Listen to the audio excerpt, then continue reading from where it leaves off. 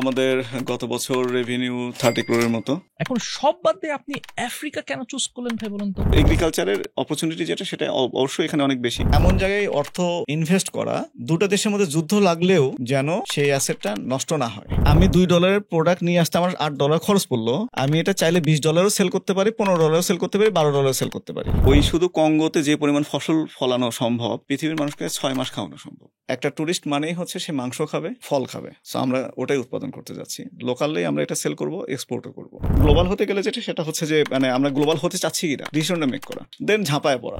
দুটো বিজনেসে টাকা ডাবল হয় 3 বছরে, একটা হচ্ছে রিয়েল এস্টেট, একটা হচ্ছে ম্যান পাওয়ার। আমরা যেমন ধরেন আমরা সবসময় পজিটিভ কথা বলি, আর নেগেটিভ কথাও একটু বলা দরকার। হোয়াট ইফ আমি আপনার টাকা দিলাম আপনি বাইরে গেলেন? কন্ট্রোল রাখাটা ইম্পর্টেন্ট। জাহিদ ভাই, মানুষজন যখন দেশের বাইরে বিজনেস করতে চায় তখন সাধারণত তারা দুবাইটা বেছে নেয়। আমার কাছে মানে বাঙালিদের নাম্বার 1 স্পট ফর বিজনেস হচ্ছে দুবাই। তারপর আরো অনেক দেশ আছে, তবে দুবাইটা খুব পপুলার। এখন সব বাদ দিয়ে আপনি আফ্রিকা কেন চুজ করলেন ভাই বলুন তো? কারণ আগামী 60-70 বছরে সবচেয়ে বেশি অপরচুনিটি আফ্রিকায়।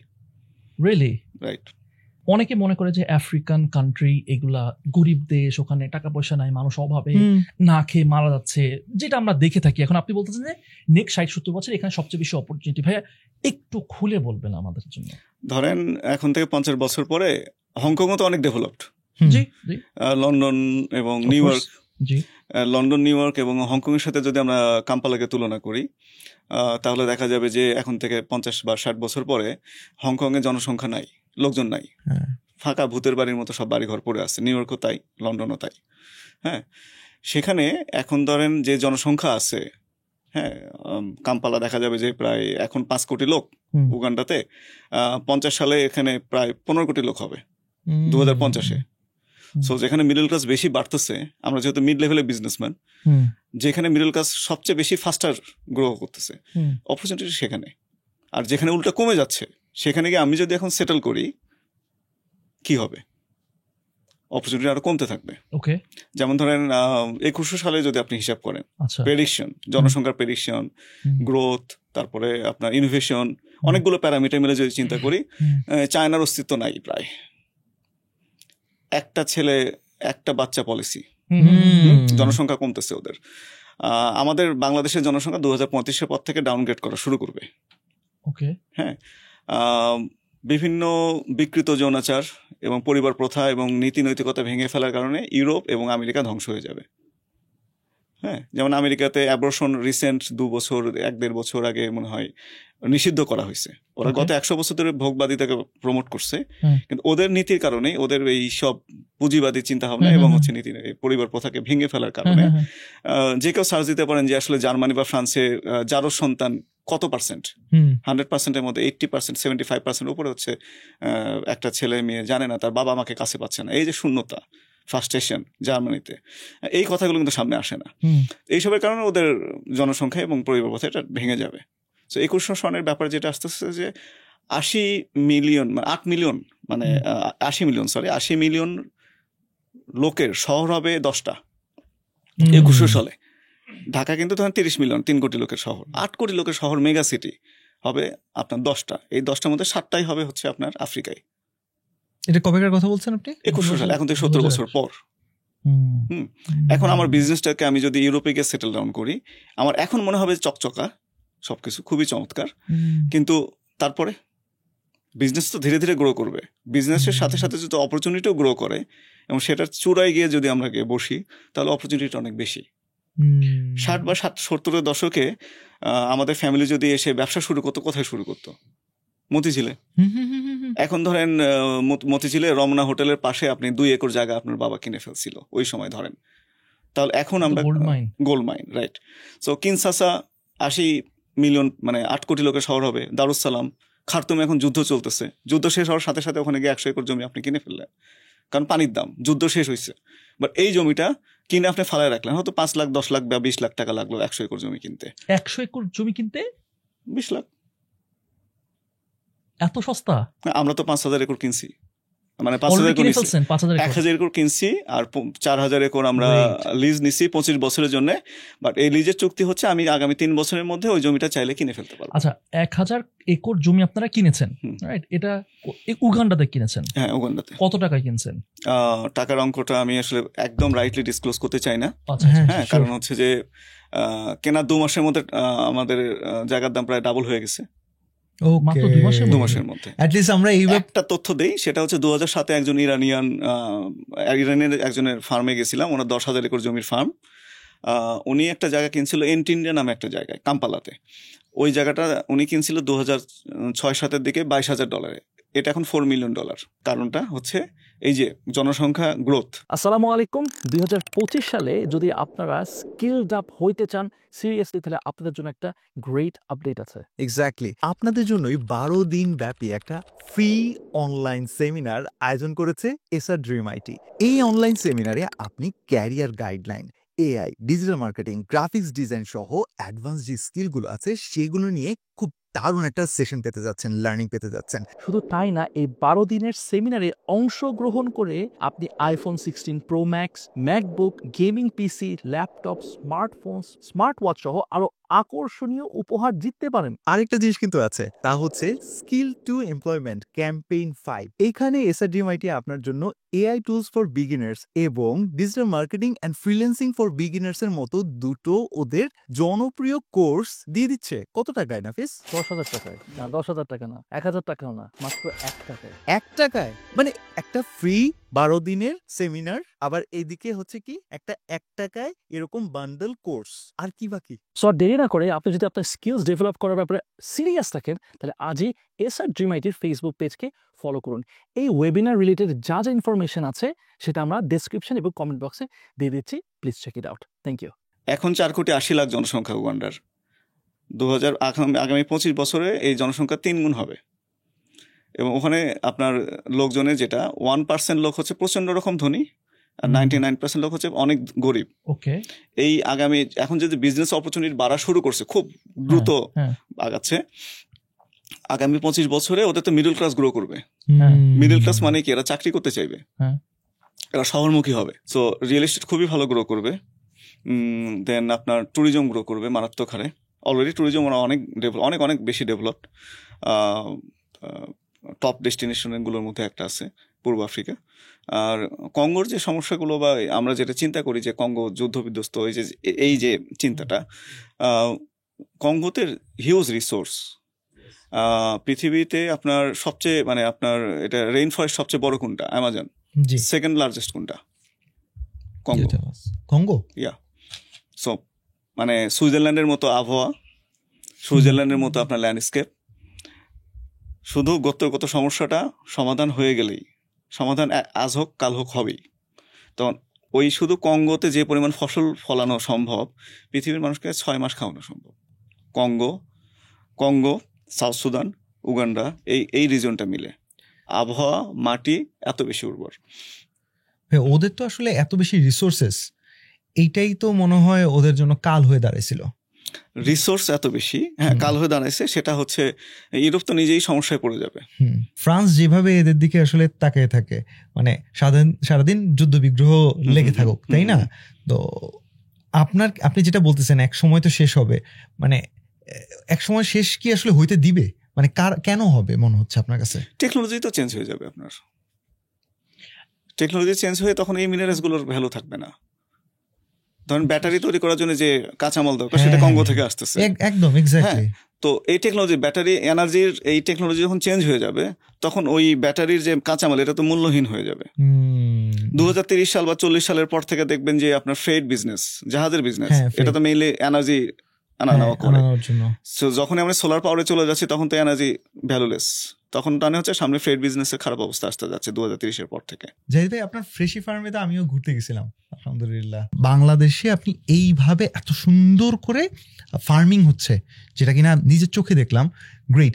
তো ওইখানে তো ভাইয়া আপনি ক্রাউড ফান্ডিং মডেল করে এটাকে এত বড় করে এটা করা হলো, আলহামদুলিল্লাহ।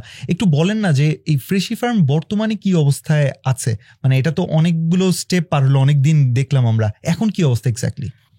আমরা তো বেসিক্যালি আসলে বুট স্ট্র্যাপিং করতেছি, হ্যাঁ, আমাদের দিক থেকে। আমাদের টাকা পয়সা নাই, আমরা গরিব মানুষ। সো আমাদের গত বছর রেভিনিউ 30 crore মতো। গরিব মানুষ, ওকে, আমি গরিব মানুষ, কোম্পানি ওকে।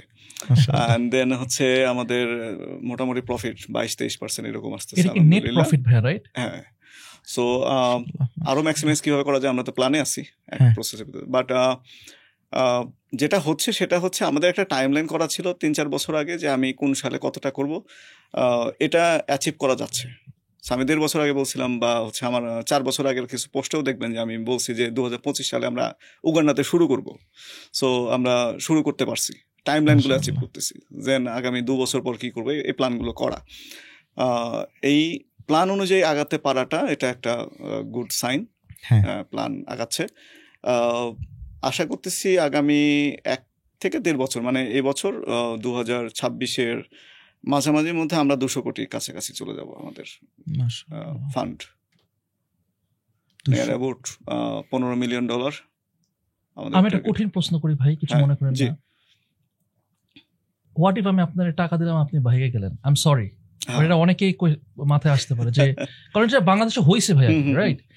সো এটা যেহেতু crowd funding, right? So what if কিছু একটা সিকিউরিটি অফ সিকিউরিটি, আমার সিকিউরিটি কি ভাই? Right. Sorry for asking you this way, but definitely এটা কমন কোশ্চেন। হ্যাঁ, আমাদের ব্যাড এক্সপিরিয়েন্স আছে। হ্যাঁ, সো এখানে ফ্যাক্ট দেখেন যে আসলে আমাদের গোলটা কত বড়। হ্যাঁ, আমরা আসলে ধরেন আমার বছরে 200 কোটি টাকা প্রফিট নিয়ে পালানোর প্ল্যান, ঠিক আছে? 200 কোটি টাকা নিয়ে যদি পালানোর প্ল্যান হয়, হ্যাঁ, আমাকে আমি 5 বছর পরে গিয়ে আমরা যদি বছরে 200 কোটি টাকা প্রফিটই করতে পারি, তাহলে সম্মান সহ প্রফিট রাখা যাচ্ছে, পালানোর কি দরকার? সো এখন আমাদের প্ল্যান কি? যেমন ধরেন আমার যে মোবাইল নাম্বারটা, এটা 1999-2000 সালে কেনা একটা নাম্বার ইউজ করতেছি, কিছু সাইন আছে। হ্যাঁ, কে পালাবে তার কিছু সাইন আছে। সো একজন মানুষের আপনার 15 বছর 20 বছরের হিস্ট্রি পাচ্ছেন কিনা আপনি, এটা ব্যাক সাইডের ব্যাপার। হ্যাঁ, ধরেন আমার ফেসবুক প্রোফাইল 2007 সাল থেকে। সো এখানে ফ্যাক্ট হচ্ছে যে আমাদের আসলে প্ল্যানটা কি, হ্যাঁ, গোলটা কি। আমরা যে মানে ধরেন $15 million ফান্ড রেজ করলাম, এই টাকাটা থেকে আমরা যদি এটা হয় যে 200 কোটি না 2000 কোটি টাকা ফান্ড রেজ করা সম্ভব, 10,000 কোটি টাকা ফান্ড রেজ করা সম্ভব, তাহলে কোন বোকা 200 কোটি টাকা নিয়ে পালাবে? ফ্যান্টাস্টিক। এটা তো লিটারালি বোকামি হবে ভাই।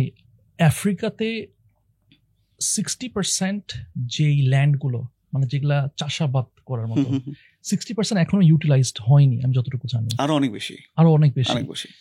বাট স্টিল আফ্রিকাতে তারা ওয়ার্ল্ড মানে ওয়ার্ল্ড থেকে ইম্পোর্ট করে প্রায় $50 billion বেশি।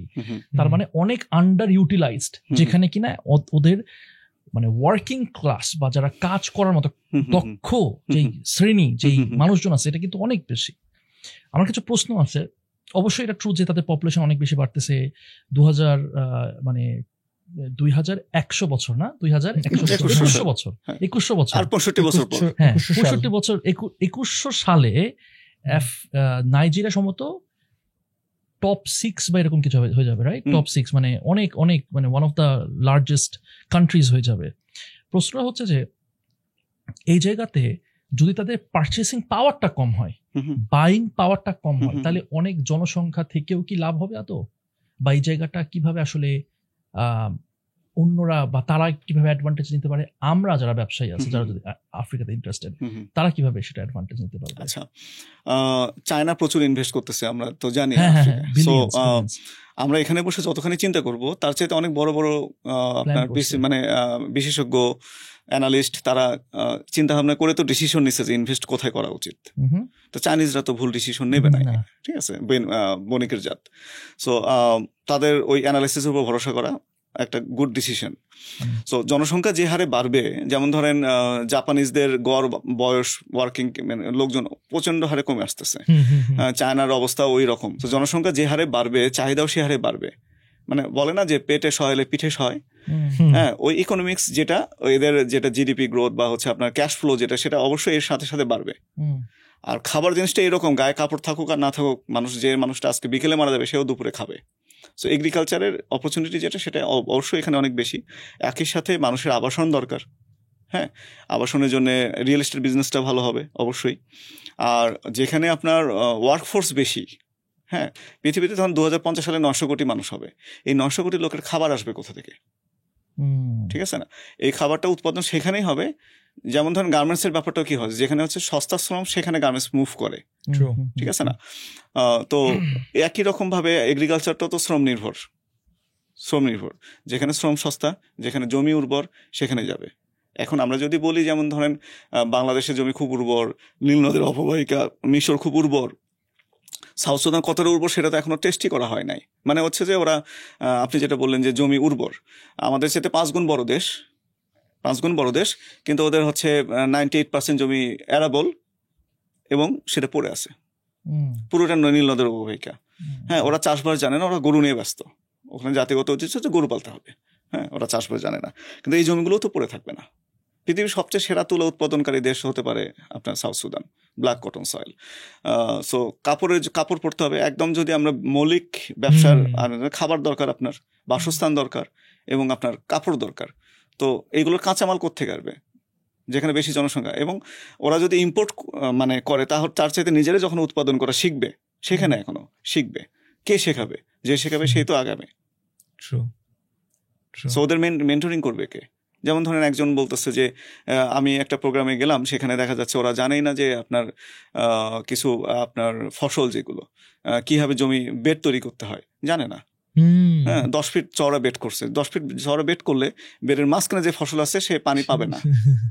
সো আমরা যেটা করি লাইন বাই লাইন 3 ফিট করে করি। তাহলে আমি শুধু নালাতেও যদি আমি পানি দিয়ে দিই, তাহলে প্রত্যেকটা ফসল, এখন যখন আমরা একটা বেড তৈরি করব, তখন সে বেডের উপরে 45 বা 50 কেজি ওজনের, মানে 40 কেজি ওজনের বেশি ভর আলা কেউ বেডের উপর দাঁড়ানো যাবে না। কারণ হচ্ছে যে ওই বেডের ভিতরে চিকন চিকন শিকড় চলে গেছে, গাছের শিকড়গুলো ধ্বংস হয়ে যাবে। সো আমি যখন একটা বেডের ভিতরে কাজ করব, 3 ফিট বেড হলে আমি এপাশ থেকে ওপাশ থেকে আমি একদম মাঝখান পর্যন্ত কাজ করতে পারবো, বেডের উপর আমাকে দাঁড়াতে হচ্ছে না। সো এই যে টেকনিক্যাল নলেজগুলো, এই স্পেসিফিক টেকনিক্যাল আছে, এটা ওদের নাই। সো এখানে অপরচুনিটি হচ্ছে, যেমন ধরেন আমরা যেখানে খামার করতেছি, ওখানকার কেউ মানে হচ্ছে যে ডিসি সমমর্যাদা যিনি আছেন, ওনার সাথে আমি আলোচনা করতে গেলাম, দেখা করতে গেলাম যে আমি এখানে প্রজেক্ট করতে যাব। তো উনি যেটা অ্যাপ্রিসিয়েট করলো যে আমাদের মতো মানুষজনকে ওনাদের দরকার, কারণ ওনারা জানে না, ওই জেলাতে জানে না। যেমন আমাদের বাংলাদেশে যারা তেলাপিয়া চাষ করেন, ওরা জানেন যে একটা তেলাপিয়া চাষ, আমরা তেলাপিয়া মাছ কত 100 টাকা 120 টাকা কেজি কিনি, তাহলে উৎপাদন খরচ 80 টাকা বা 60 টাকা, কম বেশি প্লাস মাইনাস। ওইখানে আপনার শ্রমের মূল্য যেহেতু বাংলাদেশের চেয়ে কম, ওইখানে একটা ধরেন আমাদের 100 টাকায় কেজি যদি আমি উৎপাদন খরচ ধরি, 400 থেকে 450 টাকা কেজি হচ্ছে তেলাপিয়া মাছ বিক্রি করা পসিবল ওখানে উৎপাদন করে। কিন্তু ওখানকার আমরা যে জেলায় আছি, ওই জেলার আমি যে গ্রামে নিছি, ওই গ্রামে যদি কাউকে নিয়ে এসে বলেন যে এরকম পুকুর খুঁড়ে এভাবে মাছ চাষ করা যায়, ও বিশ্বাস করবে না, কারণ ও কখনো দেখে নাই যে আমি নতুন করে পুকুর খুঁড়ে সেখানে মাছ চাষ করা যায়। ও জানে যে যেখানে সোয়াম্পল্যান্ড আছে ওখানে গিয়ে মাছ ধরলে মাছ পাওয়া যায়, প্রাকৃতিক মাছ। কিন্তু প্রাকৃতিক মাছের তো সহজলভ্যতা আস্তে আস্তে কমে আসবে, কারণ ওদের জনসংখ্যা র্যাপিডলি বাড়তেছে। অলরেডি যে বাজার আছে সেখানে হচ্ছে যে আপনার মানে ডিমান্ড এত বেশি যে আপনার পুকুরে এসে মাছ নিয়ে যাবে, এবং প্রফিট অনেক বেশি। সো এই জায়গাতে ধরেন একজন বাংলাদেশী, তার কি কি স্টেপস নেওয়া উচিত যাতে করে সে আফ্রিকাতে সে অপরচুনিটিগুলো পায়? কোন কোন সেক্টরে তার ফোকাস করা উচিত এখন, সামনের 5-10 বছরে কোন কোন জায়গাগুলো বুম করবে? আপনি কয়েকটা জায়গা তো অলরেডি মেনশন করেছেন, এবং এখান থেকে বাংলাদেশ অ্যাজ এ হোল কিভাবে বেনিফিটেড হইতে পারে? দেখেন, আমরা যে বিদেশে আমাদের 15 মিলিয়ন 1.5 কোটি মানুষ আছে, ঠিক আছে না? এর মধ্যে হোয়াইট কলার জব কয়জন করেন? যেমন 35 লাখ থেকে 40 লাখ আমাদের শ্রমিক আছে সৌদি আরবে। তো আমরা তো যখন হজ করতে যাচ্ছি, আমাদের তো জানি আমরা যে আমাদের যারা শ্রমিক সৌদি আরবে আছেন, তারা কি পরিমাণ পরিশ্রম করতেছেন রাস্তাঘাটে, মানে কি পরিমাণ কষ্ট করে তারা, আমি তাদের কষ্টের কথাটা বলতেছি। এক রুমে হয়তো 10 জন 20 জন করে থাকতেছেন, মানবেতর জীবন, এত কষ্ট করে তারা টাকা পাঠাচ্ছেন। কিন্তু ওই লোকটাই যদি অ্যাকাউন্টেন্ট হইতেন, যেখানে উনি 30,000 35,000 টাকা বেতন পাচ্ছেন, উনি সেখানে 1 লাখ প্লাস বেতন পাইতেন, লাইফস্টাইল ভালো হতো। এই যে একটা মানে ধরেন মধ্যপ্রাচ্যের একটা মানুষ, সে হচ্ছে তার লাইফের 20 বছর 25 বছর পর্যন্ত ওখানে কাটাই দিচ্ছে ফ্যামিলি ছাড়া, তারপর দেশে ফিরে আসতে আসতে তার এই এত কষ্ট করে, এত জানের উপর এত কষ্ট নিয়ে যে কাজটা উনি করতেছেন, তারপর দেশে এসে কয়েকদিন পরে মারা যায়, 2-3 বছরের পরে মারা যাচ্ছেন, কারণ হচ্ছে যে অনিয়ম গেছে তার সারা জীবন। এই যে স্যাক্রিফাইস, এই লোকটাকে যদি আমরা ট্রেনিং দিতে পারি, কিন্তু এই লোকটা যে গ্রাম থেকে গেছেন, এনার আসলে বিশেষ কোনো দক্ষতাকেই নিয়ে গেছেন? উনি ওখানে গিয়ে ক্লিনারে কাজ করতেছেন, রাস্তার পরিষ্কার করতেছেন, এই ধরনের কাজগুলো করতেছেন। কিন্তু এই লোকটাই কিন্তু কৃষিকাজে পৃথিবীর সবচেয়ে সেরা মানুষ। এই আনএক্সপ্লোর্ড তার যে হিডেন পাওয়ারটা ছিল, আমরা তো কৃষিকাজের সেরা দুনিয়ার। এই লোকটা ওখানে গিয়ে অন্য কাজ করতে হচ্ছে বলে না সে আসলে তার স্কিলটা ডেভেলপ মানে শো করতে পারতেছে না, কিন্তু উনি কিন্তু কৃষিকাজ খুব ভালো জানেন। এই লোককে আপনি দেখেন, আমরা কিন্তু এখন রিসেন্ট কিছু দেখেছি ধান উৎপাদন করতেছে ওখানে, ওখানকার ফসল উৎপাদনে বাঙালিরা এখন তায়েফে বিপ্লব ঘটায় দিছে। হ্যাঁ, এদেরকে হাতে আপনি জমি দেন, এদেরকে আইনগত মানে ওয়ান স্টপ সলিউশন দেন যে ঠিক আছে তুমি আসো, এই যে 100 একর জমি নাও, 500 একর জমি নাও। কিন্তু এই লোকটা তো আসলে আপনার মার্কেটিং জানে না। এই লোকটা কিভাবে ইউরোপে পণ্যটা এক্সপোর্ট করবে, মধ্যপ্রাচ্যে ওখান থেকে পণ্য উৎপাদন করে মাল বা আপনার মালদ্বীপে, যেমন মালদ্বীপ থেকে আমার কাছে মরিচ চাচ্ছে, কাঁচা মরিচ চাচ্ছে, ক্যাপসিকাম চাচ্ছে। হ্যাঁ, তো এইগুলো তো ওনারা এই জিনিসগুলো উৎপাদন করে এখানে দিতে পারে। এখানে ব্যারিয়ারটা হচ্ছে ওখানে ইনফরমেশন গ্যাপ। ওখানে কিভাবে যাবে, জমিটা সঠিকভাবে নিতে পারবে কিনা, হ্যাঁ, কোনো দালালের পাল্লায় পড়ে সেখানকার জমি নিতে গিয়ে আপনার বাটপারে পাল্লায় পড়বে কিনা, এই জিনিসগুলো নিরাপত্তা। আর একটা হচ্ছে লাইসেন্সিং, পেপার ওয়ার্কস। দেন হচ্ছে যে পণ্যটা উৎপাদনগুলো সেটা সে এক্সপোর্ট কেমনে করবে, সেল কেমনে করবে। এই ব্যারিয়ারগুলো যদি কেউ সাপোর্ট দিয়ে দেয় তাহলে তো এটা হবে। তখন তাদেরকে আলাদা করে এগ্রিকালচার শেখানোর কিছু নাই। হ্যাঁ, আমরা যারা শহরে বড় হয়েছে আমাদেরকে উল্টা ওনারা এগ্রিকালচার মানে 10 পাতা পড়ায় দিতে পারবে, কিন্তু এই লোকটাই গিয়ে অসহায়ের মতো একটা কাজ করতেছে। এই অপরচুনিটি আছে, কিন্তু এই যে ব্যারিয়ারগুলোর কথা বললাম এগুলোর জন্য ওয়ান স্টপ সলিউশন কেউ দিচ্ছে না। হ্যাঁ, এইখানে আমাদের একটা প্ল্যান আছে যে আমরা এখন আপাতত আগামী 1-2 বছর 3 বছর আমরা নিজের আগে ডেভেলপ করব, এক্সপেরিমেন্টগুলো চালায় নিব এবং আমরা মোটামুটি একটা মডেল দাঁড় করে ফেলবো। তারপরে আমরা চেষ্টা করবো যে বাংলাদেশ থেকে কাদেরকে ওখানে নিয়ে সেটেল ডাউন করা যায়। তারা যে পণ্যটা উৎপাদন করবে সেটা হচ্ছে আমরা হয়তো প্রসেসিং করে আমরা বাইরে এক্সপোর্ট করা শুরু করব। এগ্রিকালচারের এই সেক্টরটা বুম করবে নাকি অন্য সেক্টরে? রিয়েল এস্টেট বুম করবে।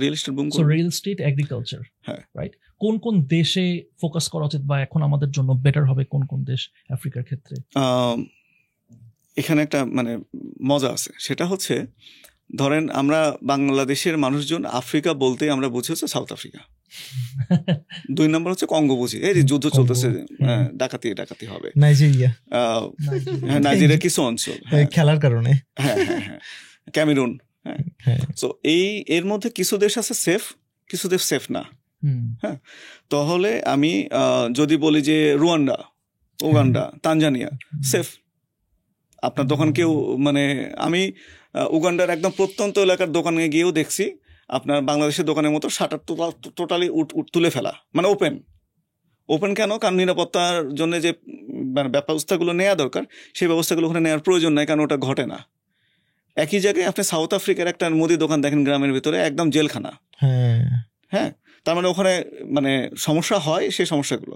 সো সাউথ আফ্রিকা আমি সেফ মনে করি না, জিম্বাবুয়ে সেফ মনে করি না। হ্যাঁ, কঙ্গোর কিনশাসা নিরাপদ জায়গা, কিন্তু কঙ্গোর যে জায়গাগুলো সমস্যা হচ্ছে সেখানে সেফ না। মোজাম্বিকে 5 বছর পর ঝামেলা হয়, যখনই সরকার চেঞ্জ হয় তখনই কিছু সমস্যা তৈরি হয়। এই দেশগুলো সেফ না। তো পূর্ব আফ্রিকার কিছু দেশ খুবই সেফ, পশ্চিম আফ্রিকার কিছু দেশ, ঘানা, নাইজেরিয়ার প্রত্যন্ত এলাকা বাদ দিলে রাজধানী লাগোস, কেউ যদি রিয়েল এস্টেট করতে চায় লাগোস খুব সেফ। এর সাথে একটা জিনিস বিবেচনার ব্যাপার আছে, আমরা যেমন ধরেন আমরা সবসময় পজিটিভ কথা বলি, আর নেগেটিভ কথাও একটু বলা দরকার। ঠিক আছে, নেগেটিভ ব্যাপারটা যেটা ধরেন আমি যেমন ধরেন 4 মাস ধরে উগান্ডার লোকজনের ব্যাপার সেটা হচ্ছে যারা খুবই বিনয়ী, সেটা ঠিক আছে, কিন্তু প্রত্যেকে আপনাকে মিস ইনফরমেশন দেবে। মানে এটা কি নোয়িংলি মানে জেনে শুনে করে কাজ? হ্যাঁ, এটা তো একটু অদ্ভুত ব্যাপারটা। ওরা মানে কমিশন খাবে। ঠিক আছে, আপনি ওই হ্যাঁ তুমি এটা চাচ্ছ, আমার পরিচিত লোক আছে, এরপর সে খুঁজে বের করে আপনাকে যখন দিচ্ছে সে হয়তো অত প্রফেশনাল হচ্ছে না। সো জাস্ট মানে ভেরিফাই করা দরকার।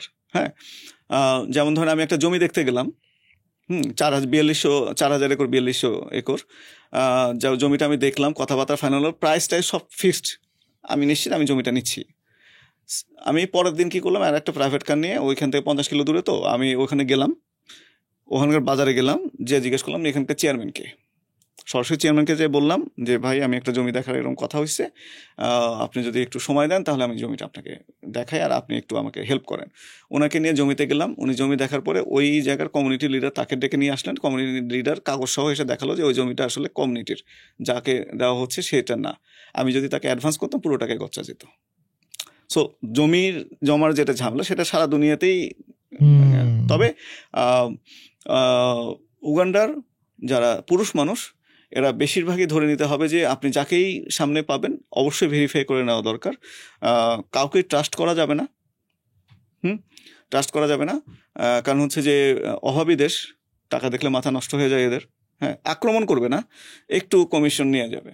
অর্থাৎ দেখা যায় যে আপনি 1 কোটি টাকা বিনিয়োগ করতেছেন, মাত্র 50,000 টাকা বা 20,000 টাকার লোভে সে আপনার 1 কোটি টাকা ইনভেস্টমেন্ট নষ্ট করে দেবে। তো এই জায়গাগুলোতে সাবধানে কাজ করতে হবে। হ্যাঁ, সরাসরি গভর্নমেন্ট অফিসিয়ালদের সাথে কাজ করতে হবে, কারণ সবাই আপনাকে দালালের কাছে রেফার করবে। দালালের কাছে না গিয়ে সরাসরি অফিসে, মানে সরকারি অফিসে যাওয়া দরকার। ইনভেস্টমেন্ট প্রোটেকশন ব্যুরো আছে ওখানে, যারা খুব ভালো হেল্প করে, ওয়ান স্টপ সলিউশন। ওনারা সরাসরি হেল্প করেন। আপনি যেখানে বিজনেসের লাইসেন্স বা বিভিন্ন জায়গায় সমস্যায় পড়বেন, ওই অফিস থেকে ফোন দিয়ে আপনাকে হেল্প করবে। দ্বিতীয় হচ্ছে ওখানকার মানে চেয়ারম্যান, তারপরে LC1 আছে, LC3 আছে, LC5। LC1 ধরেন ইউনিয়ন পরিষদ চেয়ারম্যান, LC3 হচ্ছে ধরেন আপনার উপজেলা পরিষদ চেয়ারম্যান, মানে আমি বোঝার সুবিধার্থে বলতেছি। LC5 হচ্ছে মেয়র, মানে পুরো জেলার সে পলিটিক্যাল লিডার। এবং RDC আছেন, যেটা হচ্ছে সরাসরি প্রেসিডেন্টের ডান হাত বলা যায় ওই জেলার। তো এনাদের সাথে সিকিউরিটি, বিভিন্ন যে প্রবলেমগুলো হতে পারে, এনাদের হেল্প সরাসরি নিতে হবে। এনাদের সাথে ভালো রিলেশন তৈরি করতে হবে। সো এই যে আপনার মিস ইনফরমেশন এবং যে এই প্রবলেমটা, এটা সলিউশন খুব বেশি জরুরি। আমরা 1.5 বছর আগে কথা বলছিলাম যে ওখানকার লোকজনকে খুব সৎ মনে হয়েছে, ঠিক আছে? সো হ্যাঁ, খুবই সৎ মনে হয়েছে, লোকজন খুব ভালো। এটা একটা টোটালি ভুল তথ্য, আই এম সরি। যেটা ভুল বলছি সেটা অবশ্যই ভুল। কাউকে ট্রাস্ট করা যাবে না। ওরা বিনয়ী, এটা ঠিক আছে, প্রচন্ড অলস, ফাঁকিবাজ, এটা ঠিক আছে। সো এদেরকে সুপারভাইজ করার জন্য ম্যানেজারিয়াল পোস্ট যেগুলো আছে সেগুলোতে সম্পূর্ণ বাংলাদেশ থেকে লোকজন নিয়ে যায়। যেমন আমাদের ফার্মে আমাদের অনেক লোক লাগবে। আমাদের 5,000 একর, যেহেতু মনে করেন যে পূর্বাঞ্চল হচ্ছে 7,000 একর, তাহলে পূর্বাঞ্চলের চাইতে মানে অল্প কিছু কম, 20 স্কোয়ার কিলোমিটার জায়গা, হিউজ। আমি এখনো পুরো জমিটা দেখে শেষ করতে পারি নাই, পায়ে হেঁটে বা ট্রাক্টরে করেও না। আমি এবার গিয়ে ডার্ট বাইক কিনতে হবে পুরো জমিটা ম্যানেজ করার জন্য। তো এখন যতজন লোক আমাদের ওখানে কাজ করবে, সুপারভাইজার, ম্যানেজারিয়াল, অ্যাকাউন্টস, এই জায়গাগুলোতে বাংলাদেশ থেকে লোক নিতে হবে। এবং এই লোকগুলো আমাদের ফার্মে আমি আগে 5-6 মাস কাজ করাবো, ট্রেন আপ করাবো, তারপর যদি যোগ্য হয় তারপর আমি তাদেরকে নিয়ে যাবো। বাট এই জায়গাগুলোতে সুপারভাইজার, এই পদগুলোতে বাংলাদেশি রাখতে হবে, ওয়ার্কিং লেভেলে লোকাল লোকজন রাখতে হবে। ছেলেদের তুলনায় ওই দেশে মেয়েরা রেসপন্সিবল, তুলনামূলক সৎ। হ্যাঁ, কারণ হচ্ছে যে ওখানকার যেহেতু ওপেন দেশ, এবং ওখানে আপনার একটা ছেলে বিয়ে করলো, 2-3টা বাচ্চা কাচ্চা হলো, মেয়ের ওপর মন উঠে গেল, সে আরেক বাচ্চা কাচ্চা রেখে চলে যায়। এই বাচ্চা কাচ্চাগুলো নিয়ে মেয়েটা কি করবে? তাদেরকে তো খাওয়াতে পড়াতে হবে। হ্যাঁ, সেক্ষেত্রে তারা মেয়েরা তুলনামূলকভাবে সিরিয়াস, কাজে সৎ। যেমন আমরা যে বাসায় আছি, ওই বাসায় মানে এমন হয়েছে রুমের মধ্যে $20,000 আছে, হাতে ছুঁয়েও দেখে না একটা মেয়ে। বাট ওখানেই আমরা একটা ছেলেকে বিশ্বাস করতে পারবো না। সো মানে এই ব্যালেন্সটা করা খুব জরুরি। সুপারভাইজিং খুব বেশি ইম্পর্টেন্ট। হ্যাঁ, তো যে সাবধানতাগুলো মানে অবলম্বন করা দরকার, এটা অবশ্যই করতে হবে। আর একটা ব্যাপার সেটা হচ্ছে যে এই পয়েন্টটা খুব বেশি ইম্পর্টেন্ট, বলা জরুরি আমি মনে করছি, রেসপন্সিবিলিটি। সেটা হচ্ছে যে সাউথ আফ্রিকা নিয়ে আমাদের মধ্যে, সাউথ আফ্রিকাতে দোকান করে ভালো টাকা পয়সা ইনকাম করছে এরকম প্রচুর আছে। চিটাগাংয়ের চন্দনাইশ বা এই এলাকাগুলো থেকে প্রচুর সাউথ আফ্রিকায় দোকানপাট করছে এবং ভালো ডেভেলপ করছে। সো যে বাংলাদেশের রিক্রুটিং এজেন্সিগুলো আছে, সৎ এবং অসৎ, এনারা যেটা করতেছে সেটা হচ্ছে যে মানে মানুষজনকে ট্রাফিকিং করার জন্য, মানে এই যে ডানকি টাইপ করার জন্য অনেক সময় ভিজিট ভিসায় উগান্ডা বা এগুলোতে নিয়ে যাচ্ছে, ওখান থেকে আপনাকে পাঠাবো। এখন মানুষজন যারা আসলে এতটা ডিটেলস জানে না, তারা হচ্ছে ওইখানে গিয়ে আটকা পড়ে যাচ্ছে মানবতা জীবন। হ্যাঁ, সো নতুন রুট যে দেশগুলোতে সহজে ভিসা পাওয়া যায়, সেই দেশগুলোতে কিন্তু এই মানে রিক্রুটিং এজেন্সিগুলোর চান্স নাই। হ্যাঁ, যে ভিসা ওখান থেকে পান, তারপর হচ্ছে যে আপনি যেহেতু বর্ডার নাই, ওখান থেকে আপনি হেঁটে হেঁটে হেঁটে চলে যাবেন, 6-7 হাজার কিলোমিটার চলে যাবে। সো এই ফাঁদে পড়া যাবে না। মানে যারা মানে আমাদের পডকাস্টে অনেকে দেখবেন, তাদের প্রতি আহ্বান থাকবে যে মানে আপনি আগে যাওয়ার আগে খোঁজ নেন যে কোন দেশ দিয়ে কিভাবে আপনাকে পাঠানো হচ্ছে। যেমন ধরেন মোজাম্বিকে আমাদের ভিসা ওপেন ছিল, এই ভিসা অ্যাপ্লাই করলে দিয়ে দিত, এখন বাংলাদেশকে ওই অ্যাপ্লাই থেকে উঠাই দিছে। এই ভিসা ওই অ্যাপ্লাই করলেই, কারণ হচ্ছে যে সাউথ আফ্রিকার ভিসা মানুষ পাইতেছিল না, ঢুকতো হচ্ছে মোজাম্বিক হয়ে, তারপর ওখানে ভিসাটা, ওখানে পাসপোর্ট কি করতেছে না করতেছে রেখে দিয়া ওখান থেকে আপনার মোজাম্বিক থেকে পায়ে হেঁটে সাউথ আফ্রিকা চলে যাচ্ছে। মোজাম্বিকের ইমিগ্রেশন তখন বিপদে পড়ে যাচ্ছে, কারণ হচ্ছে ওরা যখন ওখানে গিয়ে ধরা পড়তেছে বা এখানে ধরা পড়তেছে, তখন হচ্ছে সাউথ আফ্রিকার কাছে মোজাম্বিক তোমাদের দেশে ইউজ করে এটা করতেছে, তখন মোজাম্বিক প্রবলেমে পড়ে যাচ্ছে। ঠিক আছে, সো এই যে সুযোগগুলো ছিল, এই সুযোগগুলো তো আমরা ব্লক করে ফেলতেছি এই অসৎ রিক্রুটিং এজেন্সিগুলোর কারণে। এখন উগান্ডা থেকে আমি হেঁটে চলে যাব সাউথ আফ্রিকায়, এটা লিটারেলি পসিবল না। হ্যাঁ, সো এই জিনিসগুলো, এই রেকর্ডিং এজেন্সি আমি কোন জবে যাচ্ছি কি যাচ্ছি এটা ক্লিয়ারলি হয়ে যাওয়া উচিত। তো এটা যদি আমরা ওভার ইউজ করে ফেলি, মানে মিস ইউজ করে ফেলি, তাহলে দেখা যাচ্ছে কয়েকদিন পর উগান্ডা বলবে যে আমাদের ভিসা দিব না, বাংলাদেশ ভিসা দিব না। মানে এটা ওয়ান অফ দ্য চ্যালেঞ্জেস যেটা আমাদের সামনে আসতেও পারে যদি আমরা এগুলা আমাদের দেশ থেকে আমরা অলরেডি ধরেন আমাদের ইন্দোনেশিয়াতে এটা ব্লক হয়ে গেছে, মোজাম্বিকের মতো দেশ ব্লক হয়ে গেছে, ইভেন পৃথিবীর সবচেয়ে দরিদ্র দেশ হচ্ছে বুরুন্ডি, তারা কিন্তু আমাদের ভিসা দিতে চায় না। পৃথিবীর সবচেয়ে দরিদ্র দেশ, মানে তারাও জানে যে আমরা তাদেরকে, হ্যাঁ, বুরুন্ডি অথবা মালাউইয়ের মতো দেশ আমাদের ভিসা দিতে চায় না। ভাই, বাংলাদেশি এসএমই গুলো কিভাবে গ্লোবাল ব্র্যান্ড হইতে পারে, স্টেপস কি কি? খুবই সহজ, আগে সাহসটা করে ফেলা। আমরা তো গিয়ে শুরু করে দিছি, যাওয়ার আগে আমি কাউকে চিনতাম না, গেছি, শুরু করছি, আল্লাহ হেল্প করছে। প্রথমে তো আসলে চিন্তাটা করে ফেললা এবং কাজ অ্যাকশন, মানে দুনিয়ার মানে অ্যানালাইসিস প্যারালাইসিস করে টেবিলে বসে না থাকে, টোটালি অ্যাকশনে নেমে যাওয়া। হ্যাঁ, এবং তার আগে প্রস্তুতি যেগুলো আছে লজিক্যালও হওয়া দরকার। যেমন আমরা এখানে 3 বছরের প্রস্তুতি নিচ্ছি, তার আগে 7 বছর প্রস্তুতি নিচ্ছি। এই প্রস্তুতি নিয়ে তারপর আমরা গিয়ে ওখানে শুরু করছি, অনেক কিছু ইজি হয়ে যাচ্ছে এখন। ওখানকার ভিলেজ পলিটিক্স কেমন হইতে পারে এগুলো সহজে বুঝে যাচ্ছে আর কি। সো এখানে গ্লোবাল হতে গেলে যেটা, সেটা হচ্ছে যে মানে আমরা গ্লোবাল হতে চাচ্ছি কিনা, ডিসিশনটা মেক করা, দেন ঝাঁপায় পড়া। সামনে নতুন নতুন চ্যালেঞ্জ আসবে, এই বাধা, অনেকে এটাকে বাধা ওয়ার্ড ইউজ করে, আমি বাধা ওয়ার্ড কখনো ইউজ করতে চাই না। নতুন নতুন চ্যালেঞ্জ আসবে, চ্যালেঞ্জে জিততে থাকবো। বাট তার আগে আমরা প্রপার একটু রিসার্চ স্টাডি করে, প্রপার রিসার্চ স্টাডিজ আমার কোথায় মানে ল্যাকিংস আছে, সেই ল্যাকিংস গুলো, যেমন আমি এগ্রিকালচার জানতাম না, আমি 6-7 বছর প্র্যাকটিস করছি, তারপরে বড় প্রজেক্ট করছি। এখন ধরেন আমাদের 80 একর জায়গা প্রায় চলে আসছে। তো এখন সব মিলে যেটা, সেটা হচ্ছে যে প্র্যাকটিস গ্রাউন্ড করা, তারপরে গিয়ে আমি পরের কাজে হাত দিব। সেটা এখন স্যাস প্রোডাক্ট হোক, এগ্রিকালচার হোক, হোয়াটএভার ইট ইজ, স্টার্ট করে দেওয়া। But it is possible, definitely possible. ভাই তো করতেছে। আমরা আফ্রিকাতে এইবার যাওয়ার পর আমি যেটা রিয়েলাইজ করছি, যেমন আমরা বলি বাংলাদেশি মানুষরা ক্রিয়েটিভ না, হ্যাঁ, বাট আমরা আমাদের অ্যাভারেজ পিপলও আফ্রিকানদের চাইতে অনেক অনেক বেশি প্রবলেম সলভার। আমাদের ম্যানেজমেন্ট স্কিল ওদের চাইতে অনেক অনেক ভালো। হ্যাঁ, এটা আমি রিয়েলাইজ করছি। হ্যাঁ, ওদের ম্যানেজমেন্ট স্কিল, লিডারশিপ স্কিল নাই, সেই জায়গায় আমরা অনেক ভালো। আমরা কুইক সলিউশন করে ফেলি, একটা না হলে তার বিকল্পটা বের করে ফেলি কুইকলি, এটা ওদের নাই। ওরা 2+2 4 বলতে পারবে, 2+2+1 এটা ওখানে আটকা যাবে, মানে ক্রিটিক্যাল থিঙ্কিং করতে পারে না। সো আমাদের স্কিল, আমাদের কনফিডেন্স, আমাদের বাঙালি হিসেবে আমাদের আসলে, আমরা আসলে বুদ্ধি, যেমন মানে অনেক কৌতুক আছে না যে বাঙালি শেষে হিরো হয়ে গেল, রিয়েলি আমরা হিরো। আমরা বাইরে গেলে জাদু দেখা দিতে পারবো, আমাদের এই পরিমাণ অ্যাবিলিটি আছে, এনার্জি আছে এবং আমাদের কোয়ালিটি আছে। জাস্ট বিলিভ ইউরসেলফ এবং ফাইটে নেমে পড়া, বসে না থাকা। হ্যাঁ, গ্লোবাল হওয়ার কোনো ব্যাপার না, আমরা এটা করে ফেলতে পারবো ফর শিওর ইনশাআল্লাহ। ব্র্যান্ডমার্ক কনসালটেন্সি গ্লোবাল যাচ্ছে, ইয়েস, বিগ শট গ্লোবাল যাচ্ছে, ফ্রেশি ফার্ম তো অলরেডি গ্লোবাল, ইমপ্যাক্ট একাডেমি তো এখন গ্লোবাল করতে হবে ইনশাআল্লাহ। 100%। এবং ক্রস বর্ডার না করলে ভাগ্য পরিবর্তন করা সম্ভব না, এটা আমি সবসময় বলি। হ্যাঁ, ভাগ্য পরিবর্তন করতে গেলে ক্রস বর্ডার করতে হবে। এখানে এক্স্যাক্টলি আমরা কৃষি খাত নিয়ে, হ্যাঁ, এই সেক্টরটার যে সকল চ্যালেঞ্জেস আছে এগুলো আমরা বোঝার চেষ্টা করলাম। আপনি এমনিতে ওভারঅল, আপনি উগান্ডার কথা বলেন বা আশেপাশের দেশগুলোর ওভারঅল বিজনেসের ক্ষেত্রে আর কি কি চ্যালেঞ্জেস আপনার চোখে পড়ছে? বিজনেসের ক্ষেত্রে চ্যালেঞ্জ যেটা সামান্য হচ্ছে, প্রথম হচ্ছে যে আমার কি কি পেপারস লাগবে, হ্যাঁ, এটা ক্লিয়ারলি বোঝা ওখানে গিয়ে। হ্যাঁ, যে আমার 11টা পেপার লাগবে, পুরোটা লিস্ট করে এক জায়গায় নিয়ে আসা। এটা কি জানতে পারা যায় না? এটা ওয়ান স্টেপ সলিউশন, ওখানে গেলে ওরা বলে দেবে, কিন্তু তারপরে ওই যে কিছু ইনফরমেশন গ্যাপ থাকবে। বেটার হচ্ছে কোনো একটা সরাসরি লয়ারের কাছে যাওয়া, হ্যাঁ, লয়ারের কাছে যাওয়া, তাকে দিয়ে সব কাজ করানো। ওকে, পেপারস 2 নম্বরটা হচ্ছে যে আপনি আসলে কি করতে চাচ্ছেন, কি পরিমাণ ইনভেস্ট করার অ্যাবিলিটি আছে আপনার, ঠিক আছে? তো ইনভেস্টমেন্ট যদি আপনার কম হয় তাহলে বেটার হচ্ছে যে জব বা কোনো জায়গায় জব ম্যানেজ করে আগে গিয়ে সিচুয়েশনটা বোঝা 1-2 বছর, এটা মডেল।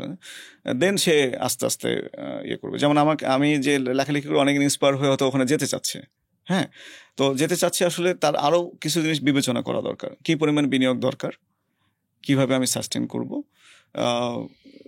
কি বিজনেস মডেল হবে, এগুলো। ধরেন একজন 50 একর জমি নিয়ে শুরু করলো, আমরা 5,000 নিয়ে করতেছি, একজন 50 নিয়ে করলো। 50 নিয়ে করলে সে তো এক্সপোর্ট করার মতো যে পরিমাণ আপনার ইয়ে দরকার, ক্যাপাসিটি দরকার, সেটা সে ডেভেলপ করতে পারলো না। হ্যাঁ, তখন সে আটকায় গেল ওটা। হ্যাঁ, সো করলে যেটা মানে বড়ভাবে, মানে ওখানে করলে বড়ভাবে করতে হবে, একদম ছোট করে এটা করার ওইভাবে সুযোগ নাই। আর মানে জমি সস্তা, এটা ঠিক আছে, কিন্তু এক্সপোর্ট করাটা জরুরি। লোকাল চাহিদা কি, এক্সপোর্টের চাহিদা কি, এবং এক্সপোর্টে আমি কানেক্ট করতে পারতেছি কিনা। একটা জিনিস আমরা সবসময় এটা দেখি, বাংলাদেশের পার্সপেক্টিভে দেখি যে ইন্টারন্যাশনাল ইনভেস্টমেন্টগুলো অনেক সময় আসতে চায় না, এই কারণে যে এই দেশে তারা লাভ করে টাকা সঠিক উপায়ে নিয়ে যাওয়ার সুযোগ থাকে না। বাংলাদেশ থেকে টাকা সেভাবে যাওয়ার লিগ্যাল ওয়েগুলো সেরকম নাই ভালোভাবে। তো ওই আফ্রিকায় আপনি কিরকম দেখতেছেন? এইটা খুব ইম্পর্টেন্ট ব্যাপার। তানজানিয়াতে জমির নিরাপত্তা আছে, জমির দাম উগান্ডার চেয়ে সস্তা। তানজানিয়া সমুদ্র বন্দর আছে, দারুসালামের মতো বিখ্যাত সমুদ্র বন্দর আছে, 1000-2000 বছর পুরাতন সমুদ্র বন্দর আছে, সবকিছু পারফেক্ট। জি, বাট যে কোশ্চেনটা করলেন ওখানে সমস্যা আছে। ঢুকবেন কিন্তু বেরোতে পারবেন না। হ্যাঁ, লটা ইনভেস্টমেন্ট ফ্রেন্ডলি না। তানজানিয়া ইনভেস্টমেন্ট ফ্রেন্ডলি বিদেশিদের জন্য, ফরেনারদের জন্য ইনভেস্টমেন্ট ফ্রেন্ডলি হতে চায়ও না। ওদের গভর্নমেন্ট চায় যে ওদের ল্যান্ডগুলো, ওদের সম্পদগুলো ওদের নিজেদের হাতে থাকুক। এবং চায়না ওদেরকে আপনার 2021 সালের শেষের দিকে বা এরকম হবে অফার দিছিল, ওদের মানে শহরগুলো, মেইন শহরগুলোর মধ্যে 4 লেন রাস্তা করবে, হাইওয়ে করবে। ওরা প্ল্যানটা নিছে, তারপর নিজেরাই করে ফেলছে 22,000 কিলোমিটার। আমি ঋণ নিব না। হ্যাঁ, যেমন চায়না আপনার মোম্বাসা বন্দরকে ঋণ দিছিল, কোন শর্তে? যে শর্তে হাম্বানটোটা, শ্রীলঙ্কার হাম্বানটোটার শর্ত বন্দরটা নিয়ে ফেলছে 99 বছরের জন্য। সো মোটামুটি আপনার ধরতেই পারেন যে মোম্বাসা বন্দরটা ব্লেডের উপর, মানে পুল সিরাতের উপর দাঁড়ায় আছে। জাস্ট মনে হয় ওয়ার্নিং গত বছর খাইছে, এই বছর যদি এই বছর বা এরকম যে ঠিকমতো ঋণটা না দিতে পারলে মোম্বাসা বন্দরটাও চীনের হাতে চলে যাবে। সো এই এক্সপিরিয়েন্সগুলো দেখে আপনার তানজানিয়া ডিসিশন নিচ্ছে যে আমরা চায়নার কাছ থেকে যত কম সম্ভব ইনভেস্টমেন্ট নিব। বাট দেখেন 465 কিলোমিটার আমি 3 ঘন্টায় চলে গেলাম ইলেকট্রিক ট্রেনে। এটা মানে আমি যদি বলি যে তানজানিয়া শুনলে কি মনে হয়, তানজানিয়া বাংলাদেশের চেয়ে ডেভেলপড রাস্তা। ওরা মতিঝিল, মানে শহরের সবচেয়ে মতিঝিলের মতো যে জায়গা, সেই জায়গার মধ্যে ওদের বাসের লেনই আলাদা। ওই বাসের লেনের ভেতরেও কোনো প্রাইভেট কার ঢুকতেই পারতেছে না, এবং ওই বাস কোম্পানি পুরোটাই সরকারি ভিত্তিক। 5 মিনিট পর বাস যাচ্ছে, আপনি একদম ঘড়ি ধরে টাইম ধরে শহরে এক মাথা থেকে আরেক মাথা যেতে পারবেন, সবচেয়ে ব্যস্ত শহর ওদের। হ্যাঁ, ওরা এটা ডেভেলপ করতে পারছে, আমরা পারি নাই। আর রোডের কোয়ালিটি আমি যেটা দেখলাম আমাদের চেয়েও বেটার। হ্যাঁ, সো ওদের যেটা মালয়েশিয়া যে মডেলে গেছিল যে প্রথমে রোড ডেভেলপ করো, ইনফ্রাস্ট্রাকচার ডেভেলপ করো, দেন হচ্ছে ইনভেস্টমেন্টে যাও। সো ওরা এখন ওই জায়গাটাই আছে যে ওরা রোড ইনফ্রাস্ট্রাকচার ডেভেলপ করতেছে। ওরা যখন ইনভেস্টমেন্টে যাবে তখন হিউজ, এবং আপনার ট্যুরিজমের স্বর্গ। ট্যুরিজমের জন্য যেটা, সেটা হচ্ছে এই জন্য প্রচুর টাকা ঢুকতেছে, ফরেন রেমিটেন্স ওদের প্রচুর ঢুকতেছে। আর যখন ওরা ইনভেস্টমেন্টের দিকে মনোযোগ দেওয়া শুরু করবে তখন বুম হবে। উগান্ডায় কি দেখতেছেন? তানজানিয়ার কথা বললেন। তুলনামূলকভাবে উগান্ডা হচ্ছে ইজি বিজনেসের জন্য, ল এবং আদার্স অপারেশন। কারণ আপনি তো অপারেট করবেন ফ্রম দুবাই। হ্যাঁ, সরি, তাই না? তাই আমি দুবাই থেকে অপারেট করি, কিন্তু দেখেন উগান্ডা স্ট্র্যাটেজিক একটা পজিশন আছে, খুব ভালো পজিশনে আছে। সেটা হচ্ছে যে উগান্ডার সাথে সাউথ সুদানের বর্ডার আছে, এবং সাউথ সুদান কিছু উৎপাদন করে না। হ্যাঁ, ওদের আপনার টমেটো, কাঁচামরিচ, সুই, সুতা সবকিছু উগান্ডা থেকে যায়। হ্যাঁ, সো আমরা যেটা উৎপাদন করব, আমাদের ফার্ম থেকে আপনার সাউথ সুদানের জুবা রাজধানী 600-650 কিলোমিটার, উগান্ডার রাজধানী 350 কিলোমিটার, কেনিয়ার রাজধানী 700 কিলোমিটার। সো এক রাতে চলে যাওয়া যাচ্ছে। সো 3টা রাজধানীর মাঝখানে আছি আমি। এবং আপনার উগান্ডার সাথে হচ্ছে আপনার কঙ্গোর বর্ডার। কঙ্গো বিশাল দেশ, এই মাথা থেকে ও মাথা মানে কয়েক 1000 কিলোমিটার উপরে, কিন্তু এই 1000 কিলোমিটার অ্যাক্সেসেবল না, পুরাটাই জঙ্গল, রেইন ফরেস্ট। ঠিক আছে, একটা কন্টেনার যদি পাঠাতে চান 32-35 দিন লাগবে কিন্তু সেটাই আপনি যদি মোম্বাসা বন্দর অথবা হচ্ছে মোম্বাসা বন্দরে নামান, ওইটা মানে যে খনি শহরগুলো যেখানে হ্যাঁ। বেশিরভাগ লোকজন বসবাস করে, এগুলো সবই হচ্ছে রুয়ান্ডা আর উগান্ডা বর্ডারের সাথে।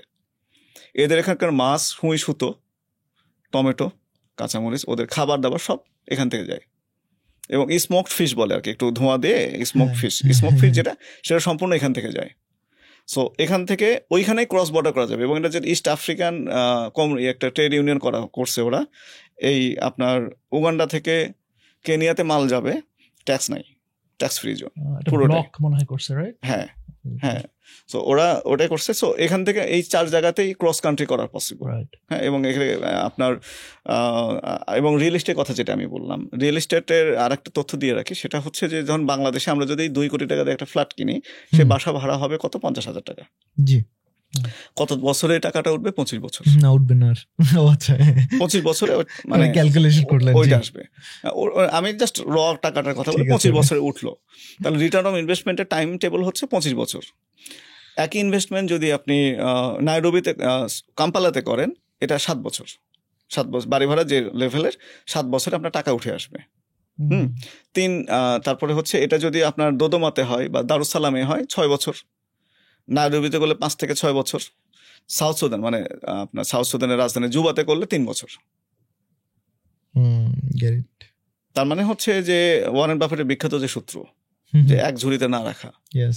সো আমাদের প্ল্যান যেটা, আমরা হচ্ছে রিয়েল এস্টেটও করবো, ট্যুরিজমও করবো, অ্যাগ্রো করবো, এগুলো দিয়ে শুরু করবো। বাট রিয়েল এস্টেট করলে আমি এই কয়টা শহরেই বাড়ি করে বাড়ি ভাড়া দিয়ে দিব, যেটা অ্যাসিড ভ্যালু চলে আসবে। কিন্তু ভাই এখানে একটা প্রবলেম, কিন্তু হুম হুম। আমি টাকা তো আনতে পারতেছি না বাংলাদেশে, যদি আমি বাংলাদেশে আনতে চাই, নাকি আনতে পারবো? হ্যাঁ, আনতে পারবো তো, না, কোনো প্রবলেম। টাকা আনতে তানজানিয়াতে যে না, প্রবলেম, না, তানজানিয়াতে তো ভাই ব্যবসা করতেছে না, ভাই তো উগান্ডায়। সো উগান্ডাতে এটা কোনো প্রবলেম না? তানজানিয়াতে করা পসিবল। তানজানিয়া তো করা হ্যাঁ, পসিবল। করা পসিবল। মানে আদার ওয়েজ আছে মনে হয় নাকি? হ্যাঁ। আচ্ছা আচ্ছা। না না, পজিটিভ ওয়ে আছে। আচ্ছা, পজিটিভ Positive হয়েছে, way একটু আছে। ক্লিয়ার করেন না, মানে সো আপনি বলেন না যে তানজানিয়া থেকে যে আমরা ইনভেস্টমেন্ট করলে টাকাটা আনাটা ডিফিকাল্ট, হুম হুম হুম। তানজানিয়া থেকে আমি বাংলাদেশে নিয়ে আসবো, ট্যাক্সটা বেশি, ও ট্যাক্সটা বেশি। নিয়ে আসার সময় ট্যাক্স বেশি, ট্যাক্স ক্লিয়ার করবেন, আপনি নিয়ে চলে আসবেন, নো প্রবলেম। স্টিল তাও এটা ভর্তি হবে, তাই বলতেছেন? আপনি টাকাটা, ইস্ট আফ্রিকান কমিউনিটি আছে তো, হুম। ট্রেড ইউনিয়নটা আছে, টাকাটা ওখান থেকে উগান্ডায় নিয়ে আসেন, ওখান থেকে নিয়ে আসেন। ও মানে ওটা করা যাবে?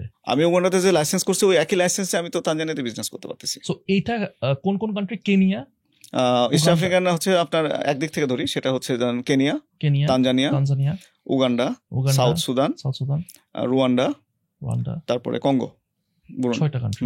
6টা। ওকে। আফ্রিকাতে ধরেন ভাই, এগুলা তো অনেকগুলো কান্ট্রিজই আছে, হ্যাঁ, যেমন আপনি উগান্ডাকে বেছে নিয়েছেন।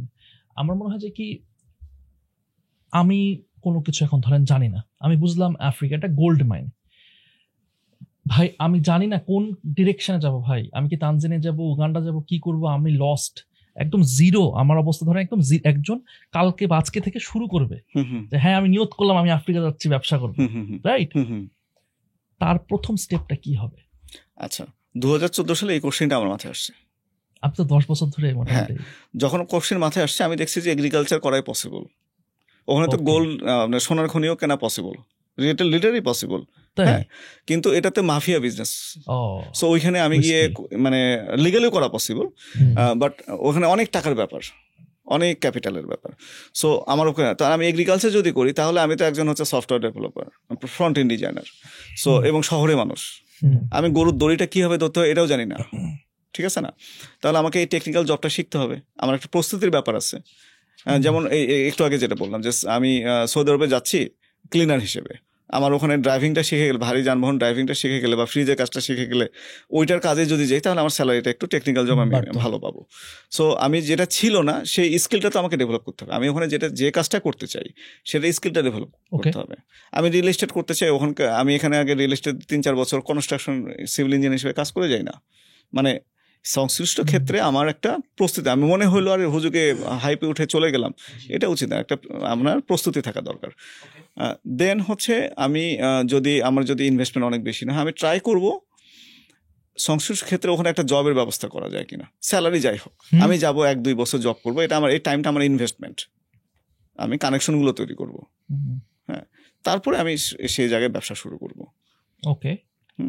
এখানে কি কোনো জায়গা থেকে শিখার বা ট্রেনিং এর কোনো ইয়ে আছে, যে কি যেহেতু এটা খুবই নতুন একটা জায়গা, হ্যাঁ এবং যে জিনিসটাই নতুন হয় সেই জায়গা, আপনি একটা কথা বলেন যে কি মানে যেটা হট সেখানে সবার আগে যাইতে পারলে একটা অ্যাডভান্টেজ, এটা আপনি লেখালেখি করেন আগে অনেক গেলেই জায়গায়, আগে জেতা গেলেই যায়, যেতে জেতা চাই, হ্যাঁ এই টাইপের কিছু, যে আপনি আগে গেলে যেতে চাই। তো ব্যাপারটা হইতেছে যে কি এই প্যাথটা না এখনো যেরকম ইউরোপ আমেরিকা এই প্যাথগুলা, বা এই যে সবাই দুবাই বা এই যে যেগুলা কাজগুলা করতেছে অনেক বছর ধরে, এইগুলা রাস্তাগুলো আগে থেকেই মানে মানে একদম ওগুলো দেখতে পাচ্ছে দেখতে মানুষ। দেখতে দেখতে দেখতে 14 হুম। অনেক মানুষ গেছে, অমুকের হুম, পরিচিত হুম, তমুকের পরিচিত, সো ইটস লাইক হুম, হুম। এই জানি, কিন্তু এটা না অনেকটা লাইক আমি জানি না কি হচ্ছে, কোয়েশ্চেন মার্ক, হয়তো বা আপনি করতেছেন। ভিজুয়ালাইজেশনটা আমার কাছে খুব ইম্পর্টেন্ট একটা ব্যাপার মনে হয়। হ্যাঁ, আপনি যেটা করতে চাচ্ছেন সেটা নিয়ে আপনি কতটুকু কনফিডেন্ট, হ্যাঁ আপনি আপনার উপর ভরসা রাখছেন কিনা। যেমন ধরেন একটা কথা ছিল যে $1 মিলিয়ন তুমি ব্যাংকে রাখার আগে নিজের মনের ভেতরে রাখো যে হ্যাঁ আমি এটা রাখতে পারবো, ইয়েস। অথবা 1000 mile stars 1000 mile journey stars single step first. হ্যাঁ, 1000 কিলোমিটার কেউ জার্নি শুরু করবে এটা তো ভাবা কঠিন, বাট সে প্রথম স্টেপটা যে দিচ্ছে তার নিজের মধ্যে কনফিডেন্সটা কতটুকু। যেমন ধরেন আমি নিজে আমি ক্লিয়ারলি দেখতেছিলাম যে আমি কি করতে চাই। আচ্ছা, আমার কাছে ক্লিয়ার, হ্যাঁ আমি এক্স্যাক্টলি আমি 10 বছর আগে বা আমি 2006 সনে আমি ডায়েরি বের করে আপনাকে দেখাতে পারবো যে আমি লিখছি যে আমি আফ্রিকাতে গিয়ে জাঞ্জিবারে মোজাম্বিক চ্যানেলে আমি মার্লিন ধরতেছি। এটা আমি 2006 প্ল্যান করা, ডায়েরিতে লেখা আছে আমার পয়েন্ট আকারে যে আমি এটা করবো। আমি সমরগন্ধে গিয়ে 1 বছর থাকবো ফ্যামিলি সহ, হ্যাঁ। অথবা ধরেন আমি হেরাতে গিয়ে আমি একটু জাফরান চাষ করব, জাফরান চাষিদের সাথে কাজ করব, এগুলো আমার 2006 প্ল্যান করা। সো এগুলো ভিজুয়ালাইজেশন আমার ক্লিয়ার। হ্যাঁ, যখন লিখছি তখন তো আমার কাছে টাকা ছিল না, এখন আমি চাইলে হেরাতে যাইতে পারবো, আমি যদি চাই কাল পরশু আমি যেতে পারবো, এইটুকু অ্যাবিলিটি হয়েছে। সো লিটারেলি আমরা আফগানিস্তান থেকে ড্রাই ফ্রুট নিয়ে আসার প্ল্যানও করতেছি, অলরেডি কয়েকটা কানেকশন হয়ে গেছে। কাবুলে কয়েকজনের সাথে কথাবার্তা হয়েছে। আফগানিস্তান থেকে? হ্যাঁ, আফগানিস্তান থেকে নিয়ে। আচ্ছা, সো পাকিস্তান থেকে না, আফগানিস্তান থেকে। সো ইম্পর্টেন্ট, কারণ আফগানিস্তানের বেস্ট, ওয়ার্ল্ডের বেস্ট জাফরান আপনার হেরাতে তৈরি হয়, সো ওখান থেকে নিয়ে আসে। সো এই যে জায়গাগুলো, এই কনফিডেন্সটা থাকা দরকার যে আমি এটা করছি। কনফিডেন্সটা কি মানে এমনি এমনি আসবে না, কনফিডেন্স আপনি প্ল্যান করলেন, ভিজুয়ালাইজেশন করলেন, এরপর এর পেছনে কঠোর পরিশ্রম দরকার। কঠোর পরিশ্রম করতে করতে একটা জায়গায় মনে হবে যে আমার যতটুকু আমি 100% দিচ্ছি কিনা, আমার কাছে আমি সৎ কিনা। আমি পুরোপুরি যদি 100% দেই এবং আল্লাহ যখন সৎ আমাকে যোগ্য মনে করবে, ওটার জন্য ওটা অটোমেটিক চলে আসবে। হ্যাঁ, আপনি দেখেন এইবার আমি যখন গেলাম অক্টোবরের 11 তারিখে নামছি, আমি মাত্র 3 থেকে 4 জন ল্যান্ড এজেন্টের সাথে কথা বলছি যে আমার জমি দরকার। এই ল্যান্ড এজেন্টের সাথে আমি যখন মিট করছি, আমি 15 থেকে 20 মিনিটের মধ্যে বুঝতে পারছি যে এটা ফ্রড। এরপরও আমি যেখানে জমি দেখতে গেছি তার ছবি তুলছি, তার গাড়ির নাম্বার ছবি তুলছি, সেটা আমি ওখানকার একজন পার্টি কাছে, এনার সাথে যাচ্ছি, এনার ফোন নাম্বার এত, এর ন্যাশনাল আইডি কার্ড এত, ন্যাশনাল আইডি কার্ডের ছবিও নিছি যাতে আমাকে নিয়ে গিয়ে গুম না করে ফেলে। হ্যাঁ, প্রিকশন। সো সিকিউরিটি এটা ইস্যু। যদি কোনো সমস্যা হয় নাই, ওরা জাস্ট কমিশন খাইছে, ল্যান্ড দেখাইছে, ল্যান্ড হয়েছে, আমার কাছে মনে হয়েছে বিশ্বাসযোগ্য না, আমি করি নাই। বাট এটা যাওয়ার পর 75, মানে আল্লাহ দেখেন কিভাবে হেল্প করছে আমাকে। আমি এতদিন ধরে প্ল্যান করলাম, পরিশ্রম করলাম, করলাম, কাউরেই চিনি না, এতগুলো জমি ম্যানেজ করা। আমি 75 দিনের মাথায় এগ্রিমেন্ট করতে পারলাম যে আমি 5000 একর জমি আমরা নিতে পারতেছি। 75 দিন লাগছে। সো এই যে চ্যানেলগুলো, মানে এটা আল্লাহ সরাসরি হেল্প। কিভাবে মানে এটা ইম্পসিবল একটা ব্যাপার, তাই না? তো এই হেল্পটা আসছে আল্লাহ তরফ থেকে আসছে। হ্যাঁ, তারপরে ধরেন বুঝতে পারতেছি রিসোর্স পার্সনগুলো সরাসরি চলে আসতেছে আমার হাতে।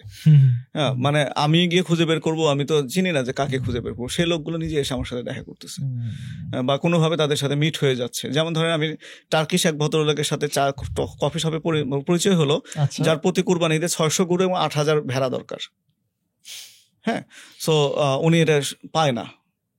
তারপরে ধরেন ব্রাক উগান্ডার প্রতি বছর 35 থেকে 40,000 ছাগল লাগে ডোনেট করার জন্য। ওকে, আচ্ছা, এটা অ্যাসেসমেন্ট কে করে? অ্যাসেসমেন্ট যিনি করে ওনার বাসাতেই আমি থাকি।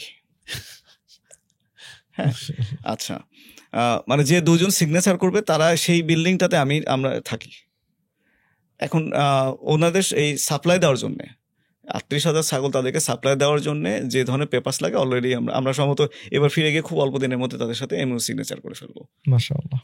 হ্যাঁ, সো আমাকে মানে আমি হয়তো 3 বছর বা 4 বছর পরে ইউরোপে মাংস রপ্তানি করব, হয়তো বা প্ল্যান রপ্তানি করব, বাট আমি তো একদিনে সেখানে যেতে পারবো না। না। তার আগে আমাকে কি করতে হবে, ওখানে মাংস, ওখানে পশু কিনে ওখানেই সেল করার ব্যবস্থা করতে হবে। সেখানে তো গেলাম। বাংলাদেশ কিভাবে বেনিফিট হইতে পারে ভাই? বাংলাদেশে বেনিফিট হতে পারে, দেখেন আমাদের এখানে হেলথ মানুষ এখন অনেক সচেতন হচ্ছে। কয়েকজন নিউট্রিশনিস্ট, ডাক্তার, তারা অনেক নাম করছেন। ওনারা যে সুপার ফুডগুলো অফার করতেছেন, এই সুপার ফুডগুলোর চাহিদা তো আরো বাড়বে। এখন এই সুপার ফুডগুলো অর্গানিক বলতেছেন, সার্টিফাইড, টেস্ট করা হয়েছে, কোশ্চেনটা থাকলো। আমরা যে জায়গায় খামার করতেছি বা প্রজেক্ট করতেছি, ওর 40-50-100 কিলোমিটারের মধ্যে কোনো কেমিক্যাল চাষাবাদ হয় না। সো আমি ওখান থেকে অনেকগুলো সুপার ফুড বাংলাদেশে পাঠাইতে পারবো, যেগুলো 100% ন্যাচারাল। ওকে, মধু পাঠাতে পারবো, মধুর ব্যাপারে কথাবার্তা চলতেছে। দেন কফি ওইখানকার মানে কফি শুনে হ্যাঁ, আমাদের বাংলাদেশের গ্রামের যে ইয়েগুলো আপনার এটাকে কি বলে হাট, ওখানে ওরকম হাট আছে, $1.5 থেকে $2 কেজি বিনস। বাংলাদেশে এটা বিক্রি হয় $20-22 অন অ্যাভারেজ। সো এখানে একটা বাজার আছে। দেন আপনার ওইখান থেকে আমরা অন্যান্য সুপারফুড, সজিনা পাতা, সজিনার তেল, এরা এক্সপোর্ট করতে পারবো। দেন আপনার অ্যাগ্রো প্রসেসিং, ওইখানে অনেক ফসল আছে যেগুলো অনেক সস্তা আছে, যেগুলো আমরা পাঠাতে পারবো। ভাই আমাদের কি সেই ক্ষেত্রে মানে কমে আমরা কিনতে পারবো? কমে কিনতে পারবেন কিনা এটা বিজনেস ম্যানের উপর ডিপেন্ড করতেছে। মানে আমি বুঝতে চাচ্ছি যে ধরেন আমি এখন কফি, প্রথম কোশ্চেন হচ্ছে হ্যাঁ আমরা বেনিফিটেড হব। আমি $2 প্রোডাক্ট নিয়ে আসতে আমার $8 খরচ পড়লো, আমি এটা চাইলে $20 সেল করতে পারি, $15 সেল করতে পারি, $12 সেল করতে পারি। ঠিক আছে, আমরা কোন পলিসিতে যাব? যেমন আমাদের ধরেন বনশ্রীতে আমাদের ডিমের আমাদের যে শপ হয়েছে, ওখানে ডিম বিক্রি হচ্ছে। আমি গতকালে কি করলাম, যে ডিম যদি তুমি 135 টাকা কিনে নিয়ে আসো, 135 টাকা করে বিক্রি করো। ওকে, কিছু পণ্য আছে যেগুলো আমরা একদম কেনা দামে ছেড়ে দেবো। কলা নিয়ে আসা, যে দামে নিয়ে আসছো 120 টাকা আমরা বেচতেছিলাম, এখন সেটা কেনা দামে ছেড়ে দাও। আরেকটু বলি, যেমন ধরেন আমরা এখন চ্যাট জিপিটি এবং আরেকটা কোশ্চেন মানে অন্য জায়গায় চলে যাচ্ছি। গত 1 বছরে একটা হিসেব দিই আপনাকে। আমাদের ড্রাগন বাগান এখানে যেটা আছে বাংলাদেশে, এটাতে 2.5 বিঘাতে আমাদের ড্রাগন ফল গত বছর আমরা হারভেস্ট করছি। ওকে, আমরা 7 লাখ সামথিং টাকা, 23,000 এরকম, হ্যাঁ অ্যাকাউন্টস আমি দিতে পারবো, এত টাকার ফল বিক্রি করছি। তাহলে আমরা ধরে নিচ্ছি 2.5 বিঘাতে আমাদের 2 লাখ টাকা থেকে সামথিং মানে আপনার খরচ হয়েছে। তো 5 লাখ টাকা আমরা 2.5 বিঘা থেকে, মানে ধরেন 1 একরই ধরেন, 1 একরে আমরা $4,000 প্রফিট করছি, রাইট? 1 একরে বাংলাদেশে ড্রাগন ফল পাওয়া যায় 7 মাস। আফ্রিকা মানে উগান্ডাতে এটা 12 মাসে পাওয়া যাবে। এখানে 7 মাস পাই, কারণ হচ্ছে যে ড্রাগন ফল ফলানোর জন্য 12 ঘন্টা 10 থেকে 12 ঘন্টা সূর্যের আলো দরকার। শীতের সময় আমরা ড্রাগন ফল এই জন্য বাংলাদেশে পাই না। তাহলে $4,000কে আমরা যদি 7 মাস দিয়ে ভাগ দিই, $571 আসে, $570 সামথিং আসে। এই রেঞ্জে আমরা যদি 12 মাস ফল পাই, 12 মাসে পাওয়া সম্ভব। আমি ওখানে ড্রাগনের বাগান ভিজিট করছি অলরেডি, ওখানে জাস্ট মাত্র শুরু হচ্ছে। হ্যাঁ, যে কোনো নতুন ফসল আপনি যখন করবেন, তখন ওটা চারা বিক্রি করে আপনি ভালো টাকা ইনকাম করবেন। ঠিক আছে, যেমন গত বছর আমাদের আম ফলন আসছে হচ্ছে আগস্ট মাসে, যখন বাংলাদেশে আন্দোলন চলছে। আমাদের প্রচুর ফল কুরিয়ার সার্ভিসে পড়ে পৌঁছে গেছে। হ্যাঁ, বাট আমরা আমের চারা বিক্রি করে ভালো প্রফিট করছি, না হলে গিনিফাইতে আমরা প্রফিট দিতে পারতাম না, যেটা কথা সামনে আসেই নাই। সো ড্রাগনে যেটা 6,500 থেকে $7,000 বাংলাদেশের যে আমরা সেল করছি, সেই প্রাইসে আমরা যদি উগান্ডাতে বিক্রি করি $7,000 মতো আসে প্রফিট, নেট প্রফিট। হ্যাঁ, বাট প্রাইসটা কি ওখানে বাংলাদেশের চেয়ে 3 গুণ বেশি প্রাইস। আমরা তো প্রাইসিং এখানকার হিসেবে, আপনি এখানেরটা করলেন তো। হ্যাঁ, সো আমরা ধরেই নিই যে একর প্রতি ওইখানে $5,000 প্রফিট হবে। সেকেন্ড কোশ্চেন, ওখানে বাজার আছে কিনা? হ্যাঁ, ওখানে বাজার তৈরি হচ্ছে। 800 থেকে 1,000 টাকা কেজি এখন ড্রাগন। ওখানে যে সুপার শপগুলো আছে, ওদের কাছে কোয়ালিটি প্যাকেজিং, ওরা প্যাকেজিং খুবই খারাপ।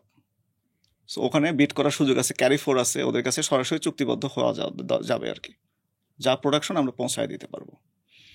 হ্যাঁ, তো সেই হিসেবে আর একটা ব্যাপার, সেটা হচ্ছে এক্সপোর্ট মার্কেট। এক্সপোর্ট মার্কেট হিসেবে প্রফিটটা আরও 2 গুণ বাড়ে ওখানে। এখানে আমরা ড্রাগনটাকে সান ড্রাই করে ওটা ব্লেন্ড করে পাউডার ফর্মেটে এটা এক্সপোর্ট করা যাবে, অ্যামাজনে বিক্রি করা যাবে। অ্যামাজন অ্যাফিলিয়েট বা এই ব্যাপারগুলোতে আমি প্রফেশনাল, ওখান থেকে আর্ন করছি, ওইসবের টাকা থেকে বিয়ে শাদী করছি আমার, যাই হোক। সো ওইটা আমরা পারবো। হ্যাঁ, তো এক্সপোর্ট করলে এটা থেকে আরো ভালো প্রফিট। তো আমরা যদি $5,000 প্রফিটই ধরি, 1,000 করে যদি আমরা ড্রাগন করি, তাহলে মোটামুটি বছরে $5 মিলিয়ন প্রফিট করা সম্ভব 1,000 একর থেকে। সো আমাদের প্রজেক্ট ভ্যালু হচ্ছে $15 মিলিয়ন, দ্যাট মিন 180 কোটি টাকার কাছাকাছি। যদি কলা করি, যে কারো কাছে আহ্বান থাকলো ডিপসিক অথবা এআই চ্যাট জিপিটিকে কোশ্চেন করার, 1,000 একরে ড্রাগন চাষ করলে উগান্ডাতে কত টাকা প্রফিট করা সম্ভব চেক করে নেওয়া। সব ঝুড়ি মানে সব ডিম এক ঝুড়িতে রাখা উচিত না, ডাইভার্সিফাই করা ইম্পর্টেন্ট। হ্যাঁ, যে বছর আপনার ড্রাগনে মরক লাগলো সে বছর তাহলে আপনি সার্ভাইভ করবেন কিভাবে? আবহাওয়ার উপর ডিপেন্ডেন্ট অনেকটাই, কৃষিকাজ সবসময় এরকম। সো ওখানে হট প্রোডাক্ট যেটা লোকালি সেল করা সম্ভব সেটা হচ্ছে কলা। ওকে, 1 একরে আপনি 450টা চারা লাগাইতে পারবেন, গাছ লাগাতে পারবেন কলা। 9 মাসের ফসল,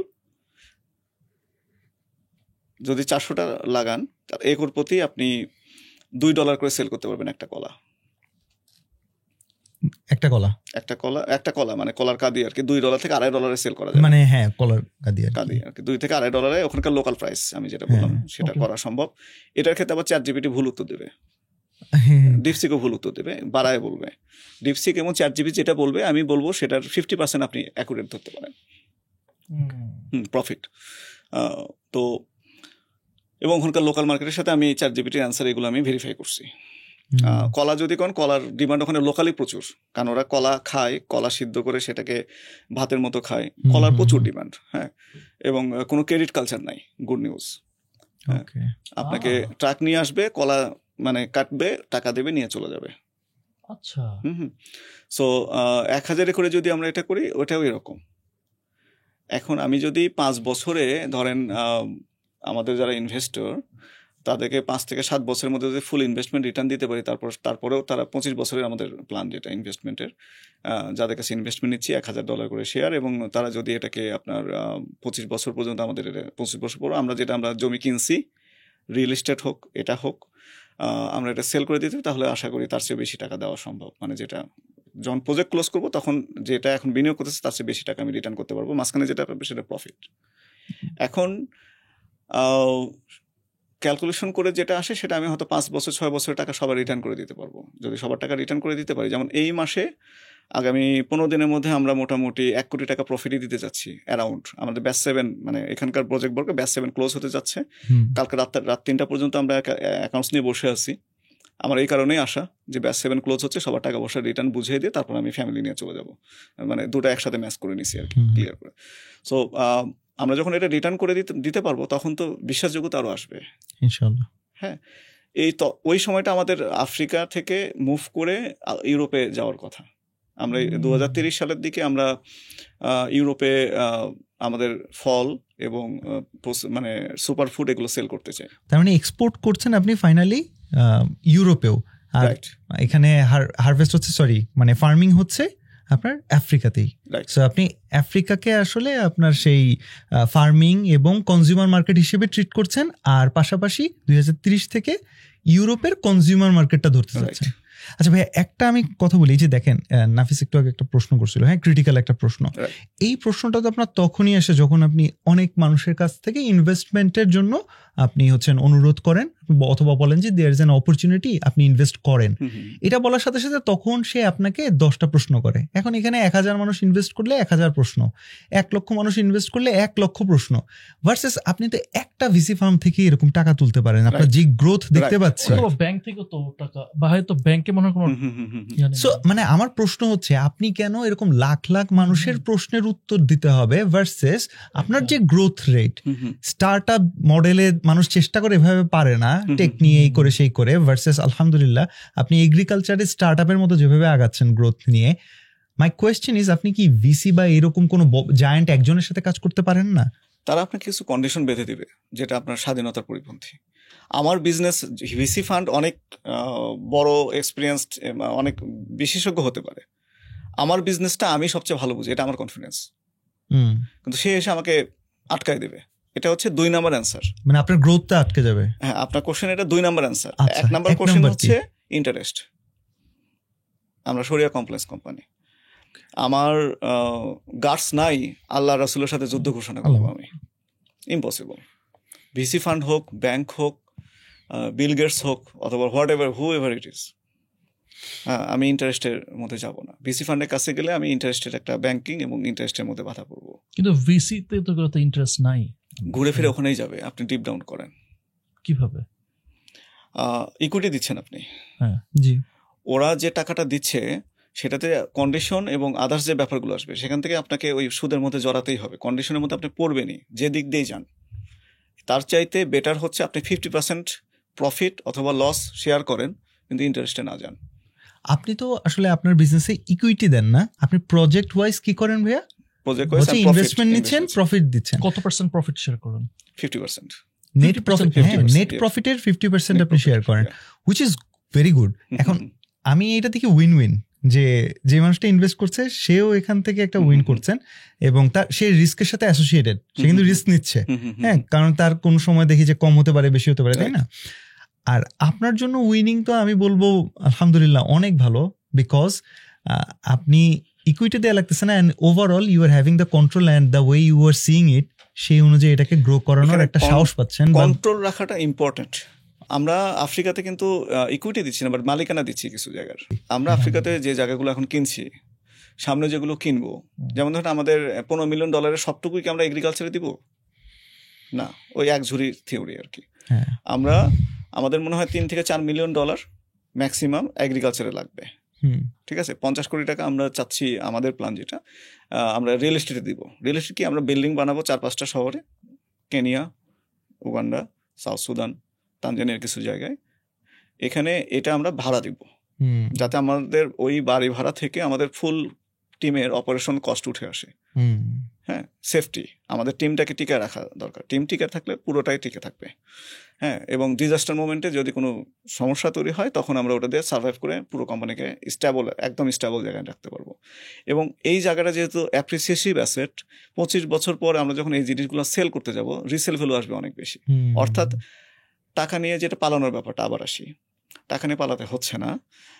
ওনাদের যে টাকা সেটা যখন আমি ল্যান্ডে ইনভেস্ট করব, ওই টাকাটা পুরোটাই সিকিউরিটি রয়ে গেল, তাদেরও সিকিউরিটি রয়ে গেল, আমিও তাদেরকে টাকা 100% রিটার্ন দিতে পারবো, সেই সিকিউরিটি আমার দিক থেকে রয়ে গেল। হ্যাঁ, আমি তখন একদম পুরোপুরি একটা শক্ত ভিতের উপর দাঁড়ালাম। এবং এটা সবচেয়ে বড় শক্তির জায়গা হবে আমাদের। আর একটা ব্যাপার যেটা কাঁচা টাকার ব্যবসা, যেটাতে খুব ভালো, যেমন ধরেন আমরা পডকাস্ট শুরুর আগে আপনি যেটা আলোচনা করতেছিলেন, সবাই বেড়াতে যায় থাইল্যান্ড। সো থাইল্যান্ডে বেড়াতে যায় আসলে গরিবেরা, সারা দুনিয়ার যারা গরিব তারা থাইল্যান্ড, ভিয়েতনাম, এই জায়গাগুলোতে আসিয়ানভুক্ত যে দেশগুলো, গরিবরা এখানে বেড়াতে যায়। যারা ধনী তারা বেড়াতে যায় সাফারিতে। একটা ট্যুরিস্ট কোন দেশে নামলো, নামার পরে বিমান ভাড়া বাদ দিয়ে নামলো, তারপর সে কত টাকা খরচ করলো, এটার একটা ইন্ডেক্স, ওয়ার্ল্ড ইন্ডেক্স আছে, কস্টিং, একটা টুরিস্ট কত টাকা খরচ করলো। আসিয়ানভুক্ত বা থাইল্যান্ড বা লাওস, এই জায়গাগুলোতে একটা টুরিস্ট খরচ করে হচ্ছে আপনার $3,000, একজন টুরিস্ট গড়ে $3,000 খরচ করে। এবং ভিয়েতনাম, লাওস, ইন্দোনেশিয়া, এই জায়গাটায় মানে এই জোনটা মিলে বছরের টুরিস্ট আসে হচ্ছে 78 লাখ, $3,000 করে খরচ করে। আর কেনিয়া, তানজানিয়া, উগান্ডা, রুয়ান্ডা মিলে টুরিস্ট যায় 60 লাখ, 58-60 লাখ, এটা 22 সালের ডাটা এরকম হবে আর কি। ওরা গড়ে খরচ করে $8,000। ডাবলের বেশি। ইয়েস, আমি একদিনে পে করলাম কত, $300, $350 একটা সাফারি। আমাকে সকালে পিক করলো, গেলাম, এর চেয়ে কস্টলি আছে, আমি সস্তা, আমি গরিব মানুষ, আমি সস্তাটা চুজ করছি, কিন্তু একদিনে $1,500 খরচ করতেছে, এরকম প্রচুর মানুষ ওখানে আছে। ইউরোপে যারা মিডল ক্লাস, তাদের জন্য $8-10 হাজার বা $20,000। এমনও আমি যেদিন বিমানে ওখানে গেলাম, নামলাম, জাঞ্জিবারে যখন ইয়ে করলাম, সেখানে আগে শুনছি, চোখের সামনে দেখলাম পুরো প্লেন, মানে পুরো একটা বোয়িং 747 নামলো, পুরোটাই চার্টার করা, ইউরোপ থেকে পুরো একটা ফ্রেন্ড সার্কেল পুরোটা চার্টার করে নিয়ে চলে আসছে। ওরা 1 মাস থাকবে, 1 মাসে মিনিমাম জনপ্রতি $30,000-40,000 করে খরচ করবে। সো একটা ট্যুরিস্ট মানেই হচ্ছে সে মাংস খাবে এবং ফল খাবে। সো আমরা ওটাই উৎপাদন করতে যাচ্ছি, লোকালি আমরা এটা সেল করব, এক্সপোর্টও করব। হ্যাঁ, সো এখানে ট্যুরিজমে বিশাল অপরচুনিটি আছে। এখন গুগলের ডাটা হিসেবে 1600 সামথিং আপনার জাঞ্জিবারে, যেটা 1600 সামথিং আপনার শুধু জাঞ্জিবারে রিসোর্ট আছে। হ্যাঁ, $100 নিচে রিসোর্ট খুঁজে পাওয়া খুবই কঠিন পার ডে। সো আমরা যদি ওখানে রিসোর্ট করি, অবশ্যই হালাল রিসোর্ট করব ইনশাআল্লাহ। হ্যাঁ, আমরা আরেকটা রিসোর্ট এখানে শুরু করতে যাচ্ছি, জায়গা নেওয়া হয়ে গেছে প্রায়। তো এটা হচ্ছে কুলাউড়াতে, আমরা এখানেও হালাল রিসোর্ট করবো, ফ্রি মিক্সিং অ্যালাউ না। কোথায় এটা? এটা মৌলভীবাজার কুলাউড়াতে আচ্ছা আচ্ছা। এটা করতে যাচ্ছি, সামনে কাজ শুরু করবো আর কি।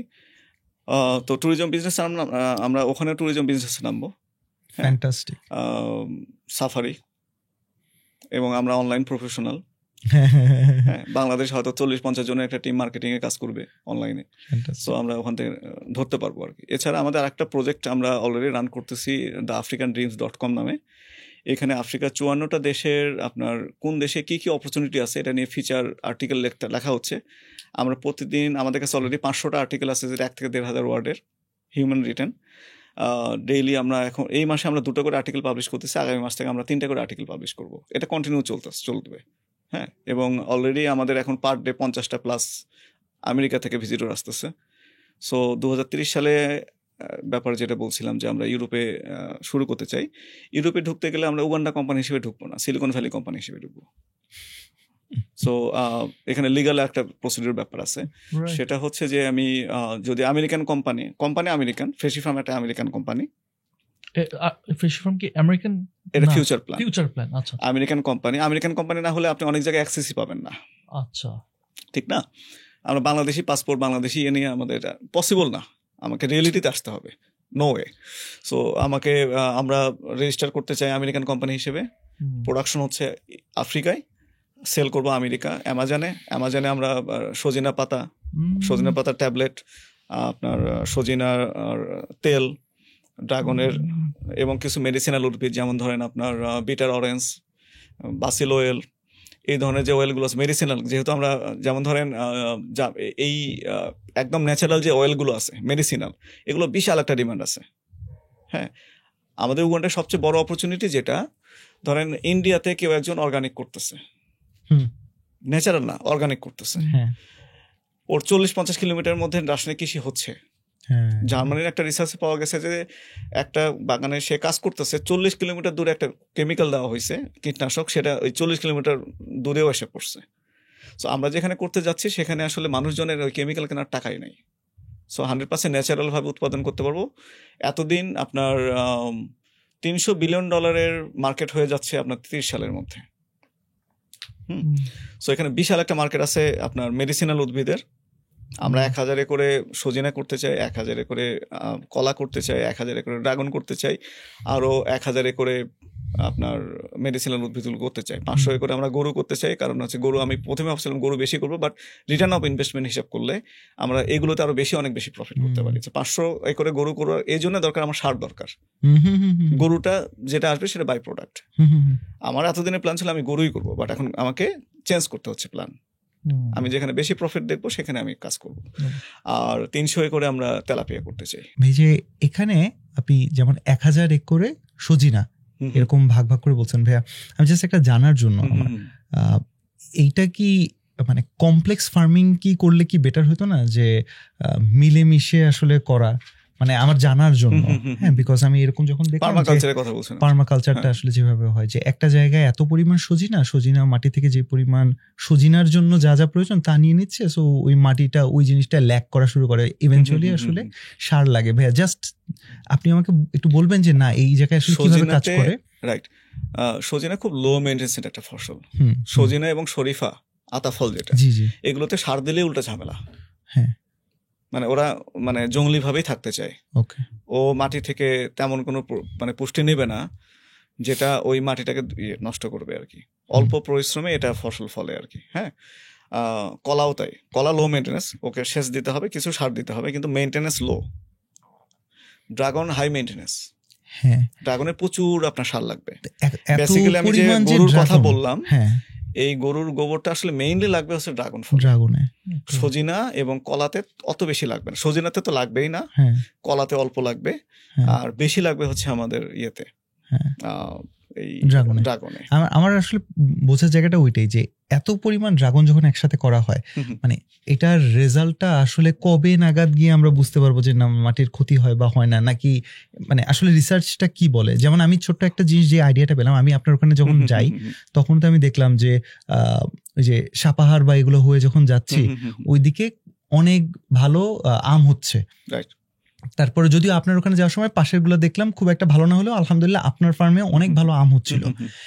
আমি মানে একটা ইনফরমেশন জানতে পারলাম, ওটা আমার জন্য একটু শকিং ছিল, যে আগে আমরা কি জানতাম যে রাজশাহীর আম সবচেয়ে বেশি হবে, পঞ্চগড়ে সবচেয়ে বেশি হবে, যেটা জানতে পারলাম যে মানে গত 20-25 বছর ধরে ওই শুধুমাত্র সকল গাছ কেটে ফেলে শুধু আম করতে করতে করতে পঞ্চগড়ের আমগুলো আর আগের মতো মাটি থেকে সেই পরিমাণ পুষ্টি পাবে না যদি না তাকে ওই যে সেই পরিমাণ সারটা না দেয়া হয়।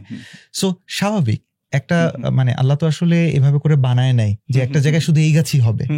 সো ওই জায়গায় আসলে কি হয় মানে আমার নিজের জানার জন্য, কারণ I am gonna do it in my homeland ইনশাআল্লাহ। তো এর ফ্যাক্টটা কি, আপনি মাটিতে কেমিক্যাল কি পরিমাণ দিচ্ছেন, রাসায়নিক সার কত পার্সেন্ট দিচ্ছেন, জৈব সার কত পার্সেন্ট দিচ্ছেন?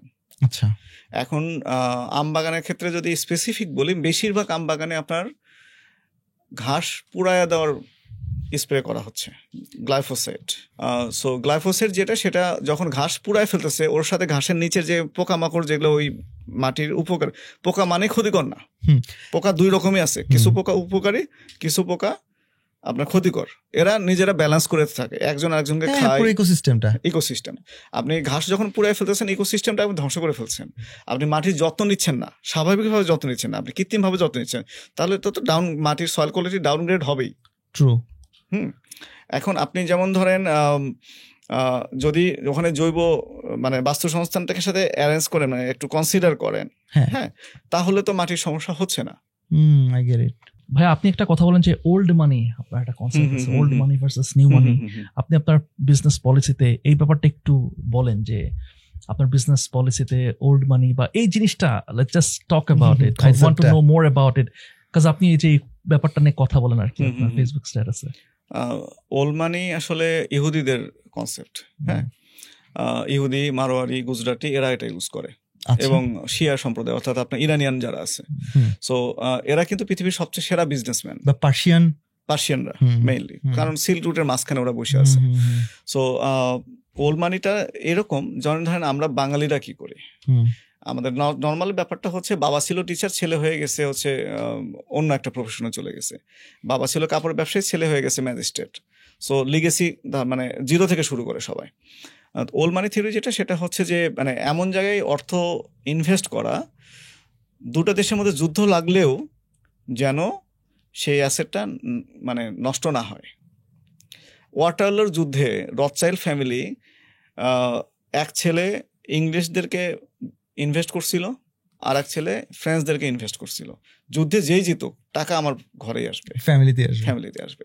সো ওল্ড মানি থিওরি হিসেবে যারা ওল্ড মানি থিওরি মানে, এরা আসলে শো অফ করে না, হ্যাঁ, এরা দেখা যাচ্ছে হচ্ছে ওই পুরান ব্যাগ নিয়ে করতেছে, পুরান ঢাকার লোকজন দেখেন শো অফ নাই, চুপচাপ, কিন্তু টাকার কুমির, এক একজন লুঙ্গি পরে ঘুরতেছে, কিন্তু ওর ছেলে হয়তো দেখা যাচ্ছে গুলশানে গিয়ে, এই যে ডিফারেন্সটা। সো ওল্ড মানি থিওরি হিসেবে তারা হচ্ছে ধরেন দেখা যাচ্ছে যে খুব ট্রেন্ডি কোনো বিজনেস হঠাৎ করে হাইপ উঠলো, যেমন ক্রিপ্টো, ব্যাপক হাইপ উঠছে, ওল্ড মানি থিওরির কেউই যারা মানে তারা কেউ ক্রিপ্টোতে ইনভেস্ট করবে না। ক্রিপ্টোতে ইনভেস্ট করার বদলে সে কি করবে, দেখা যাচ্ছে যে সে স্পেনের এক চিপার মধ্যে গেছে, অথবা ব্রাজিলে গিয়ে একটা বড় জায়গা কিনে ফেলছে। হ্যাঁ, এই জায়গা কখনোই ধ্বংস হবে না, জায়গার ভ্যালু যতদিন যাবে বাড়তে থাকবে। কিন্তু ক্রিপ্টো যে কোনো সময় ক্রাশ করলো, এবং ক্রিপ্টো ক্রাশ করতে গিয়ে বা ফরেক্সে গিয়ে সে ট্রেড করতে গেছে, মার্জিন এত লেভেল নেমে গেছে, তার ইকুইটি এবং ক্যাপিটালই খেয়ে ফেলছে পুরোটা। সো ট্রেন্ডি কোনো বিজনেসে ওল্ড মানি থিওরি হিসেবে কোনো ট্রেন্ডি বিজনেসে, যারা ওল্ড মানি থিওরি মানে তারা কোনো ট্রেন্ডি বিজনেসে ইনভেস্ট করে না, তারা স্লো প্রোগ্রেস, দুনিয়া ধ্বংস হয়ে যাবে বাট দেশ ধ্বংস হয়ে যাবে বাট তার অ্যাসেটটা ওই অ্যাসেট ভ্যালুর ভিতরে থাকবে। গোল্ডে ইনভেস্ট করা, ল্যান্ডে ইনভেস্ট করা। তো দেখা যায় গুজরাটি বা এরা ওদের উপার্জনের 30% সরাসরি ওল্ড মানি থিওরিতে ইনভেস্ট করে। বাট এই জায়গাটাতে ভাইয়া আমি যদি আরেকটা পার্সপেক্টিভ অ্যাড করি, যে প্রতি 100 বছর পর পর কিন্তু ইন্ডাস্ট্রি চেঞ্জ হয়, রাইট? রাইট। সো একটা সময় ছিল ইন্ডাস্ট্রিয়াল এজ, তারপর বলি ইনফরমেশন এজ, এখন এআই এজ। আমরা যদি দেখি গত 50 বছরে যে টপ 10 কোম্পানিজ কারা, তাহলে তো আমরা দেখবো টেকনোলজি কোম্পানি, তাই না? তাহলে টেকনোলজি কোম্পানিজ যদি ধরি, তারা তো নিউ মানি, ওই অর্থে আমি যদি বলি যে তারা তো নিউ মানি, তাহলে কি এটা কি ডিসকারেজ করা হচ্ছে না যে যেটা প্রগ্রেস? যেমন আমি যদি বলি এআই, তাহলে কি ওল্ড মানি সূত্র অনুযায়ী আমি কি তাহলে এআই তে আগাবো না? আমি কি ব্লক চেইন নিয়ে কাজ করবো না? বা আমি কি এগুলা জায়গায় প্রগ্রেস করবো কিনা? দেখেন, হোয়াটস ইউর টেক? অনেক বড় বড় কোম্পানি আসছে, বিশাল কিছু হয়ে গেছে, আবার দেউলিয়া হয়ে গেছে। এগুলো হচ্ছে নিউ মানি কোম্পানি। গত 400-500 বছর ধরে রথসেল ফ্যামিলি সবসময় চুপচাপ। রথসেল ফ্যামিলির কথা, বিল গেটসের কথা আমরা শুনি, রথসেলের কথা সামনে আসে না। কিন্তু রথসেলদের গত 400 বছর ধরে তাদের সম্পদ ধরে রাখছে। একজন মারোয়ারি যখন বের হয় ব্যবসা করার জন্য তার ঘর থেকে, সে একটা রুটি আর কয়েকটা রুটি, শুকনো রুটি আর পেঁয়াজ নিয়ে বের হয়। ওকে। ও রুটির মধ্যে পেঁয়াজটা রাখে ছিলে, হাত দিয়ে বাড়ি দেয়, ও পেঁয়াজ দিয়ে খায়, ব্যবসা করে। এরপর যখন টাকা ইনকাম করে, সে টাকাটা কয়েক ভাগ করে।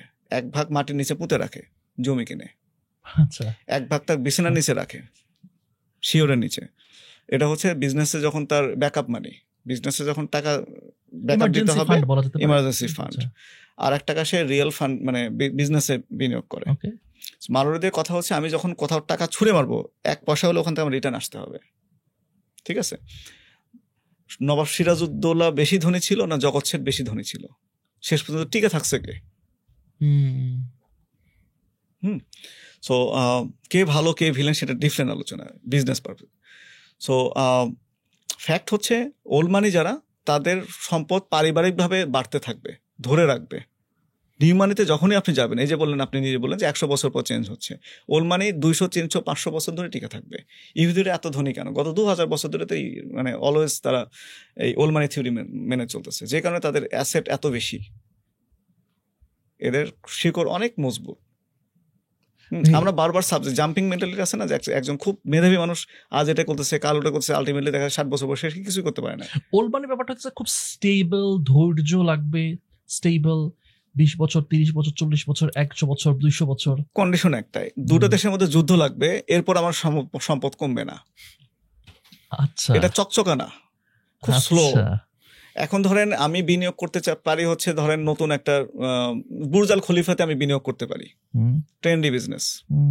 আবার ওই টাকা নিয়ে, ওই যে বললাম, উরুগুয়ের একদম গ্রামের মধ্যে আন্দিজ পর্বতমালার মধ্যে গিয়ে আমি একটা আঙ্গুরের ফার্ম কিনছি। ওকে, চকচকা না, মানুষের চোখে পড়বে না, অনেক বেশি আপনাকে মানে শো অফও করতে হচ্ছে না। টাকাটা রয়ে যাবে, আপনার অ্যাসেটটা রয়ে যাবে, আপনার ছেলে, তার ছেলে, তার ছেলে, সেও এটা ভোগ করতে পারবে। ওল্ড মানিতে মনে হয় তাহলে ভাইয়া ইটস নট অ্যাবাউট আমি এই মুহূর্তে কি পাচ্ছি ভার্সেস আমার পুরো ফ্যামিলি, আমার পরবর্তী প্রজন্ম, মানে পুরো একটা লম্বা চিন্তা করে আসলে 200, 400, 500 বছর। এই যে রতন টাটা বা টাটা এরা, তাই না? এরা তো পার্সিয়ান। আমরা যেটা একটু আগে আমরা আলোচনা শুরুতে যেটা বললাম, খার্তুমে গিয়ে 100 একর কিনে ফেলেন আপনি 20 লাখ টাকায়। হ্যাঁ, অথবা লাইব্রেরিতে গিয়ে আপনি 20,000 একর জমি নিয়ে পাইন গাছ লাগায় দিলেন। That's old money. ইভেন আপনি যদি বড় বড় কোম্পানিগুলো দেখেন, লেটস সে আকিজের কথা বলি, আনোয়ার গ্রুপের কথা বলি, অনেক বছর ধরে বিজনেস করতেছে, রাইট? এবং তারা কিন্তু ট্রেড বিজনেস থেকেই শুরু করেছে, তাই না? তারা ওদের ইনভেস্টমেন্টে কয়েক সেগমেন্টে ভাগ করছে। কিছু জায়গা দেখবেন আপনি লতে ফেলেন, কিছু টাকা, কিছু ইনভেস্টমেন্ট তাদের অবশ্যই ওল্ড মানিতে আছে। ওটা মানে স্ট্যাটিক, ওটা থেকে যাবে। ভাই আমরা রিসেন্টলি আমাদের ইনভেস্টমেন্ট ডাইভার্সিফাই করার চেষ্টা করতেছি এবং আমরা ল্যান্ডে ইনভেস্ট করে যাচ্ছি আর কি, আলহামদুলিল্লাহ। মানে ল্যান্ড ইনভেস্টমেন্ট নিয়ে কাজ করতেছি। সো আমাদের জন্য কোনো পরামর্শ আছে নাকি? দুটো বিজনেসে টাকা ডাবল হয় 3 বছরে। একটা হচ্ছে রিয়েল এস্টেট, একটা হচ্ছে man power. Man power? Yes, man trafficking. ও আচ্ছা, যেটা হচ্ছে হ্যাঁ বুঝতে পারছি, লোকজন পাঠানো আর কি। সো যেহেতু লোকজন পাঠাতে পারতেছি না আমরা, we are in real estate. একটা তথ্য দিই, যেমন ধরেন আমরা 3 বছরে আমাদেরকে দেখে তো অনেকে উৎসাহিত হচ্ছে, আমরা ওখানে আফ্রিকায় গিয়ে বিজনেস করবো। সো 3 বছর পরে আমরা একটা সার্ভিস চালু করবো, ওয়ান স্টপ সলিউশন। আমরা তো 50,000 একর জমি নিলাম, 500 একর করে প্লট করে বাংলাদেশ থেকে লোকজনকে নিয়ে গিয়ে ওখানে তার কাছে ল্যান্ড সেল করলাম ভালো প্রাইসে, কারণ হচ্ছে আমরা ওটা টেস্টেড জমি, তাকে খুঁজতে হলো না। এটা করলাম আমি রিয়েল এস্টেট। সে যখন ওখানে যাবে, তাকে ওখানে নিয়ে যাওয়ার পরে ডকুমেন্টেশন অ্যান্ড আদার থিংস এগুলো মেনটেন করে আমি কি করলাম, মাইগ্রেশনে হেল্প করলাম, দুটো বিজনেস। সো আমরা এখন যেটা করতেছি একটা মডেল ফার্ম দাঁড় করাচ্ছি যেটা প্রফিটেবল হবে, এইটাকে আমরা মাল্টিপল করতে মানুষকে হেল্প করব। সো আমি রিয়েল এস্টেটও করলাম, আমি ম্যান পাওয়ার বিজনেস করলাম। আপনার কাছে কি মনে হয় না যে ধরেন আপনি তো ডেফিনেটলি আপনি অনেক ভালো করতেছেন আল্লাহর রহমত আলহামদুলিল্লাহ, বাট যদি স্ট্র্যাটেজিক পার্টনার হিসেবে মানে ভিসি কেই নিডেন নট, মানে অনেক আছে না যে যেমন শার্ক ট্যাঙ্কে যায় ফান্ডের জন্য যায় না, স্ট্র্যাটেজিক পার্টনারশিপের জন্য যায়। হয়তো বা আপনার কাজগুলোকে আরো সহজ হয়ে যেত না যদি আপনার একটু স্ট্র্যাটেজিক পার্টনার্স নিতেন গ্লোবালি। এইটার ব্যাপারে কি চিন্তা করছেন? আমাদের খুব বড় জায়গা থেকে আপনার মানে পাউন্ডের বিলিয়নার এরকম জায়গা থেকে অফার আসছে, বিলিয়নিয়ার পাউন্ডে এরকম জায়গা থেকে অফার আসছে, নট ডলারে। সো আমরা হয়তো 3 বছর 4 বছর পর যখন ইউরোপে ঢুকবো তখন হয়তো আমরা এটা চিন্তা করবো। আমাদের নিজেদেরকে একটা কি রকম হয় কি, একটা মানুষের সাথে কথা বলারও মানে আমার নিজের তো যোগ্যতা থাকতে হবে।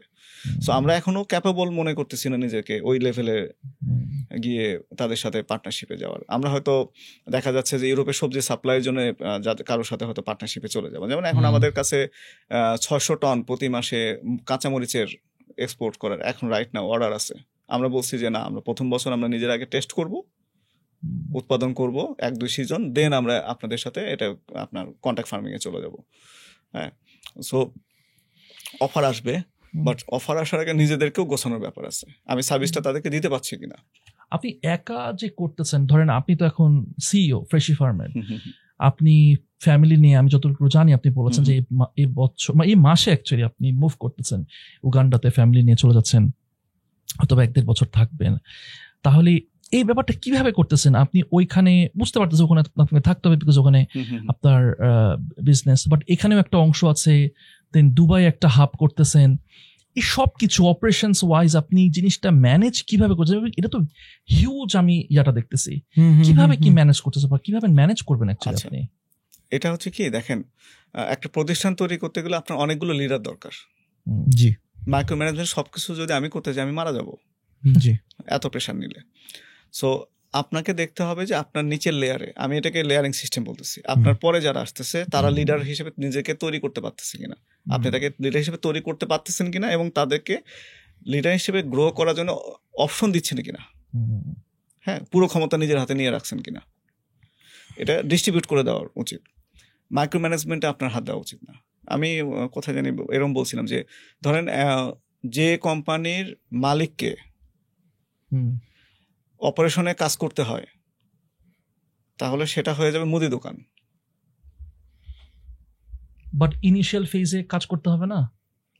ইনিশিয়াল ফেজে কাজ করতেছি, যে দোকানে মালিককে নিজেই অপারেশনে কাজ করতে হয় সেটা হবে মুদি দোকান। ওকে, কিন্তু এটা সেটা কখনো সুপার চেইন শপ হবে না।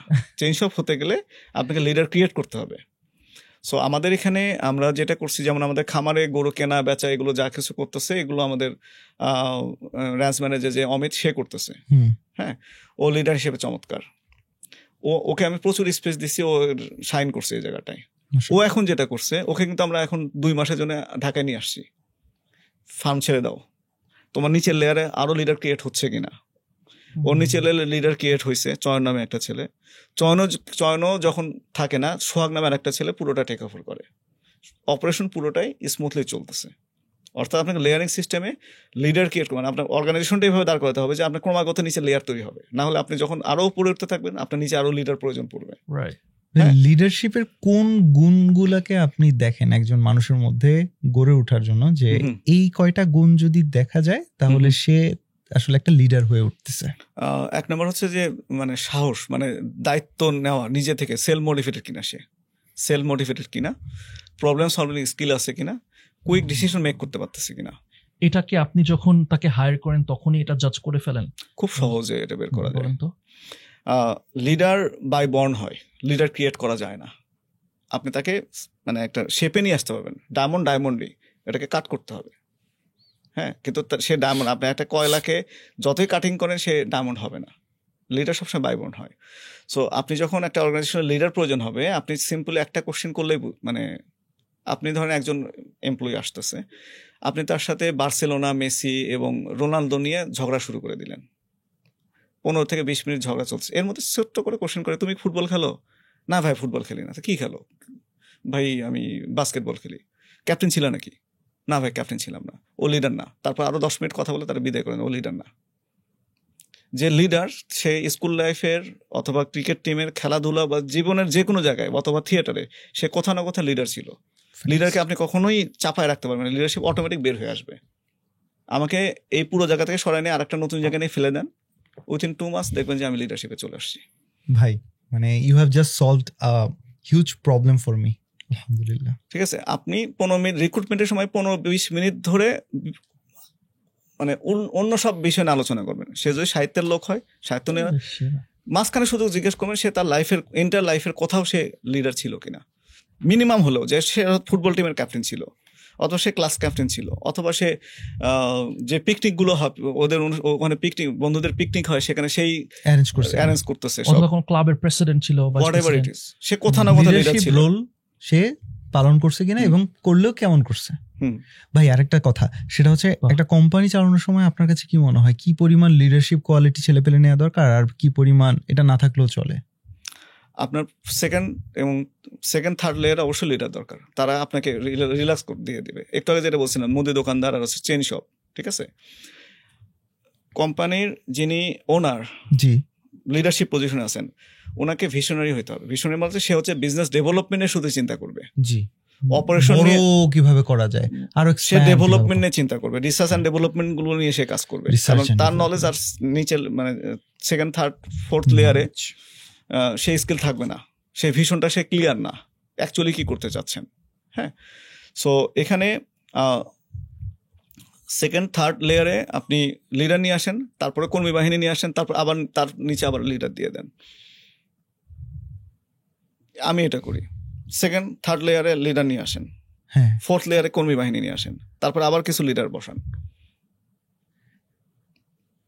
অনেক প্রবলেম সলভ হবে, অনেকগুলো প্রবলেম আপনার কাছে আসবেই না, ওখানে গ্রাউন্ডে সলভ হয়ে যাবে। ভাইয়া একটা জিনিস, সেটা হচ্ছে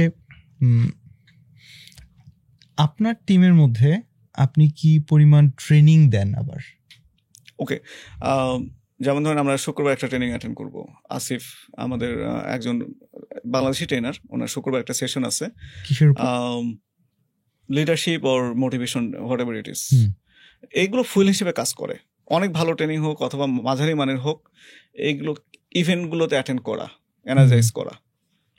হ্যাঁ, আর মানে এটাকে কি বলে, সবসময় টিপস, এবং আমরা দেখা যায় রাত 2টা বাজেও আলোচনা করতেছি, আমাদের টিমের ছেলেরা ঘুমায় না।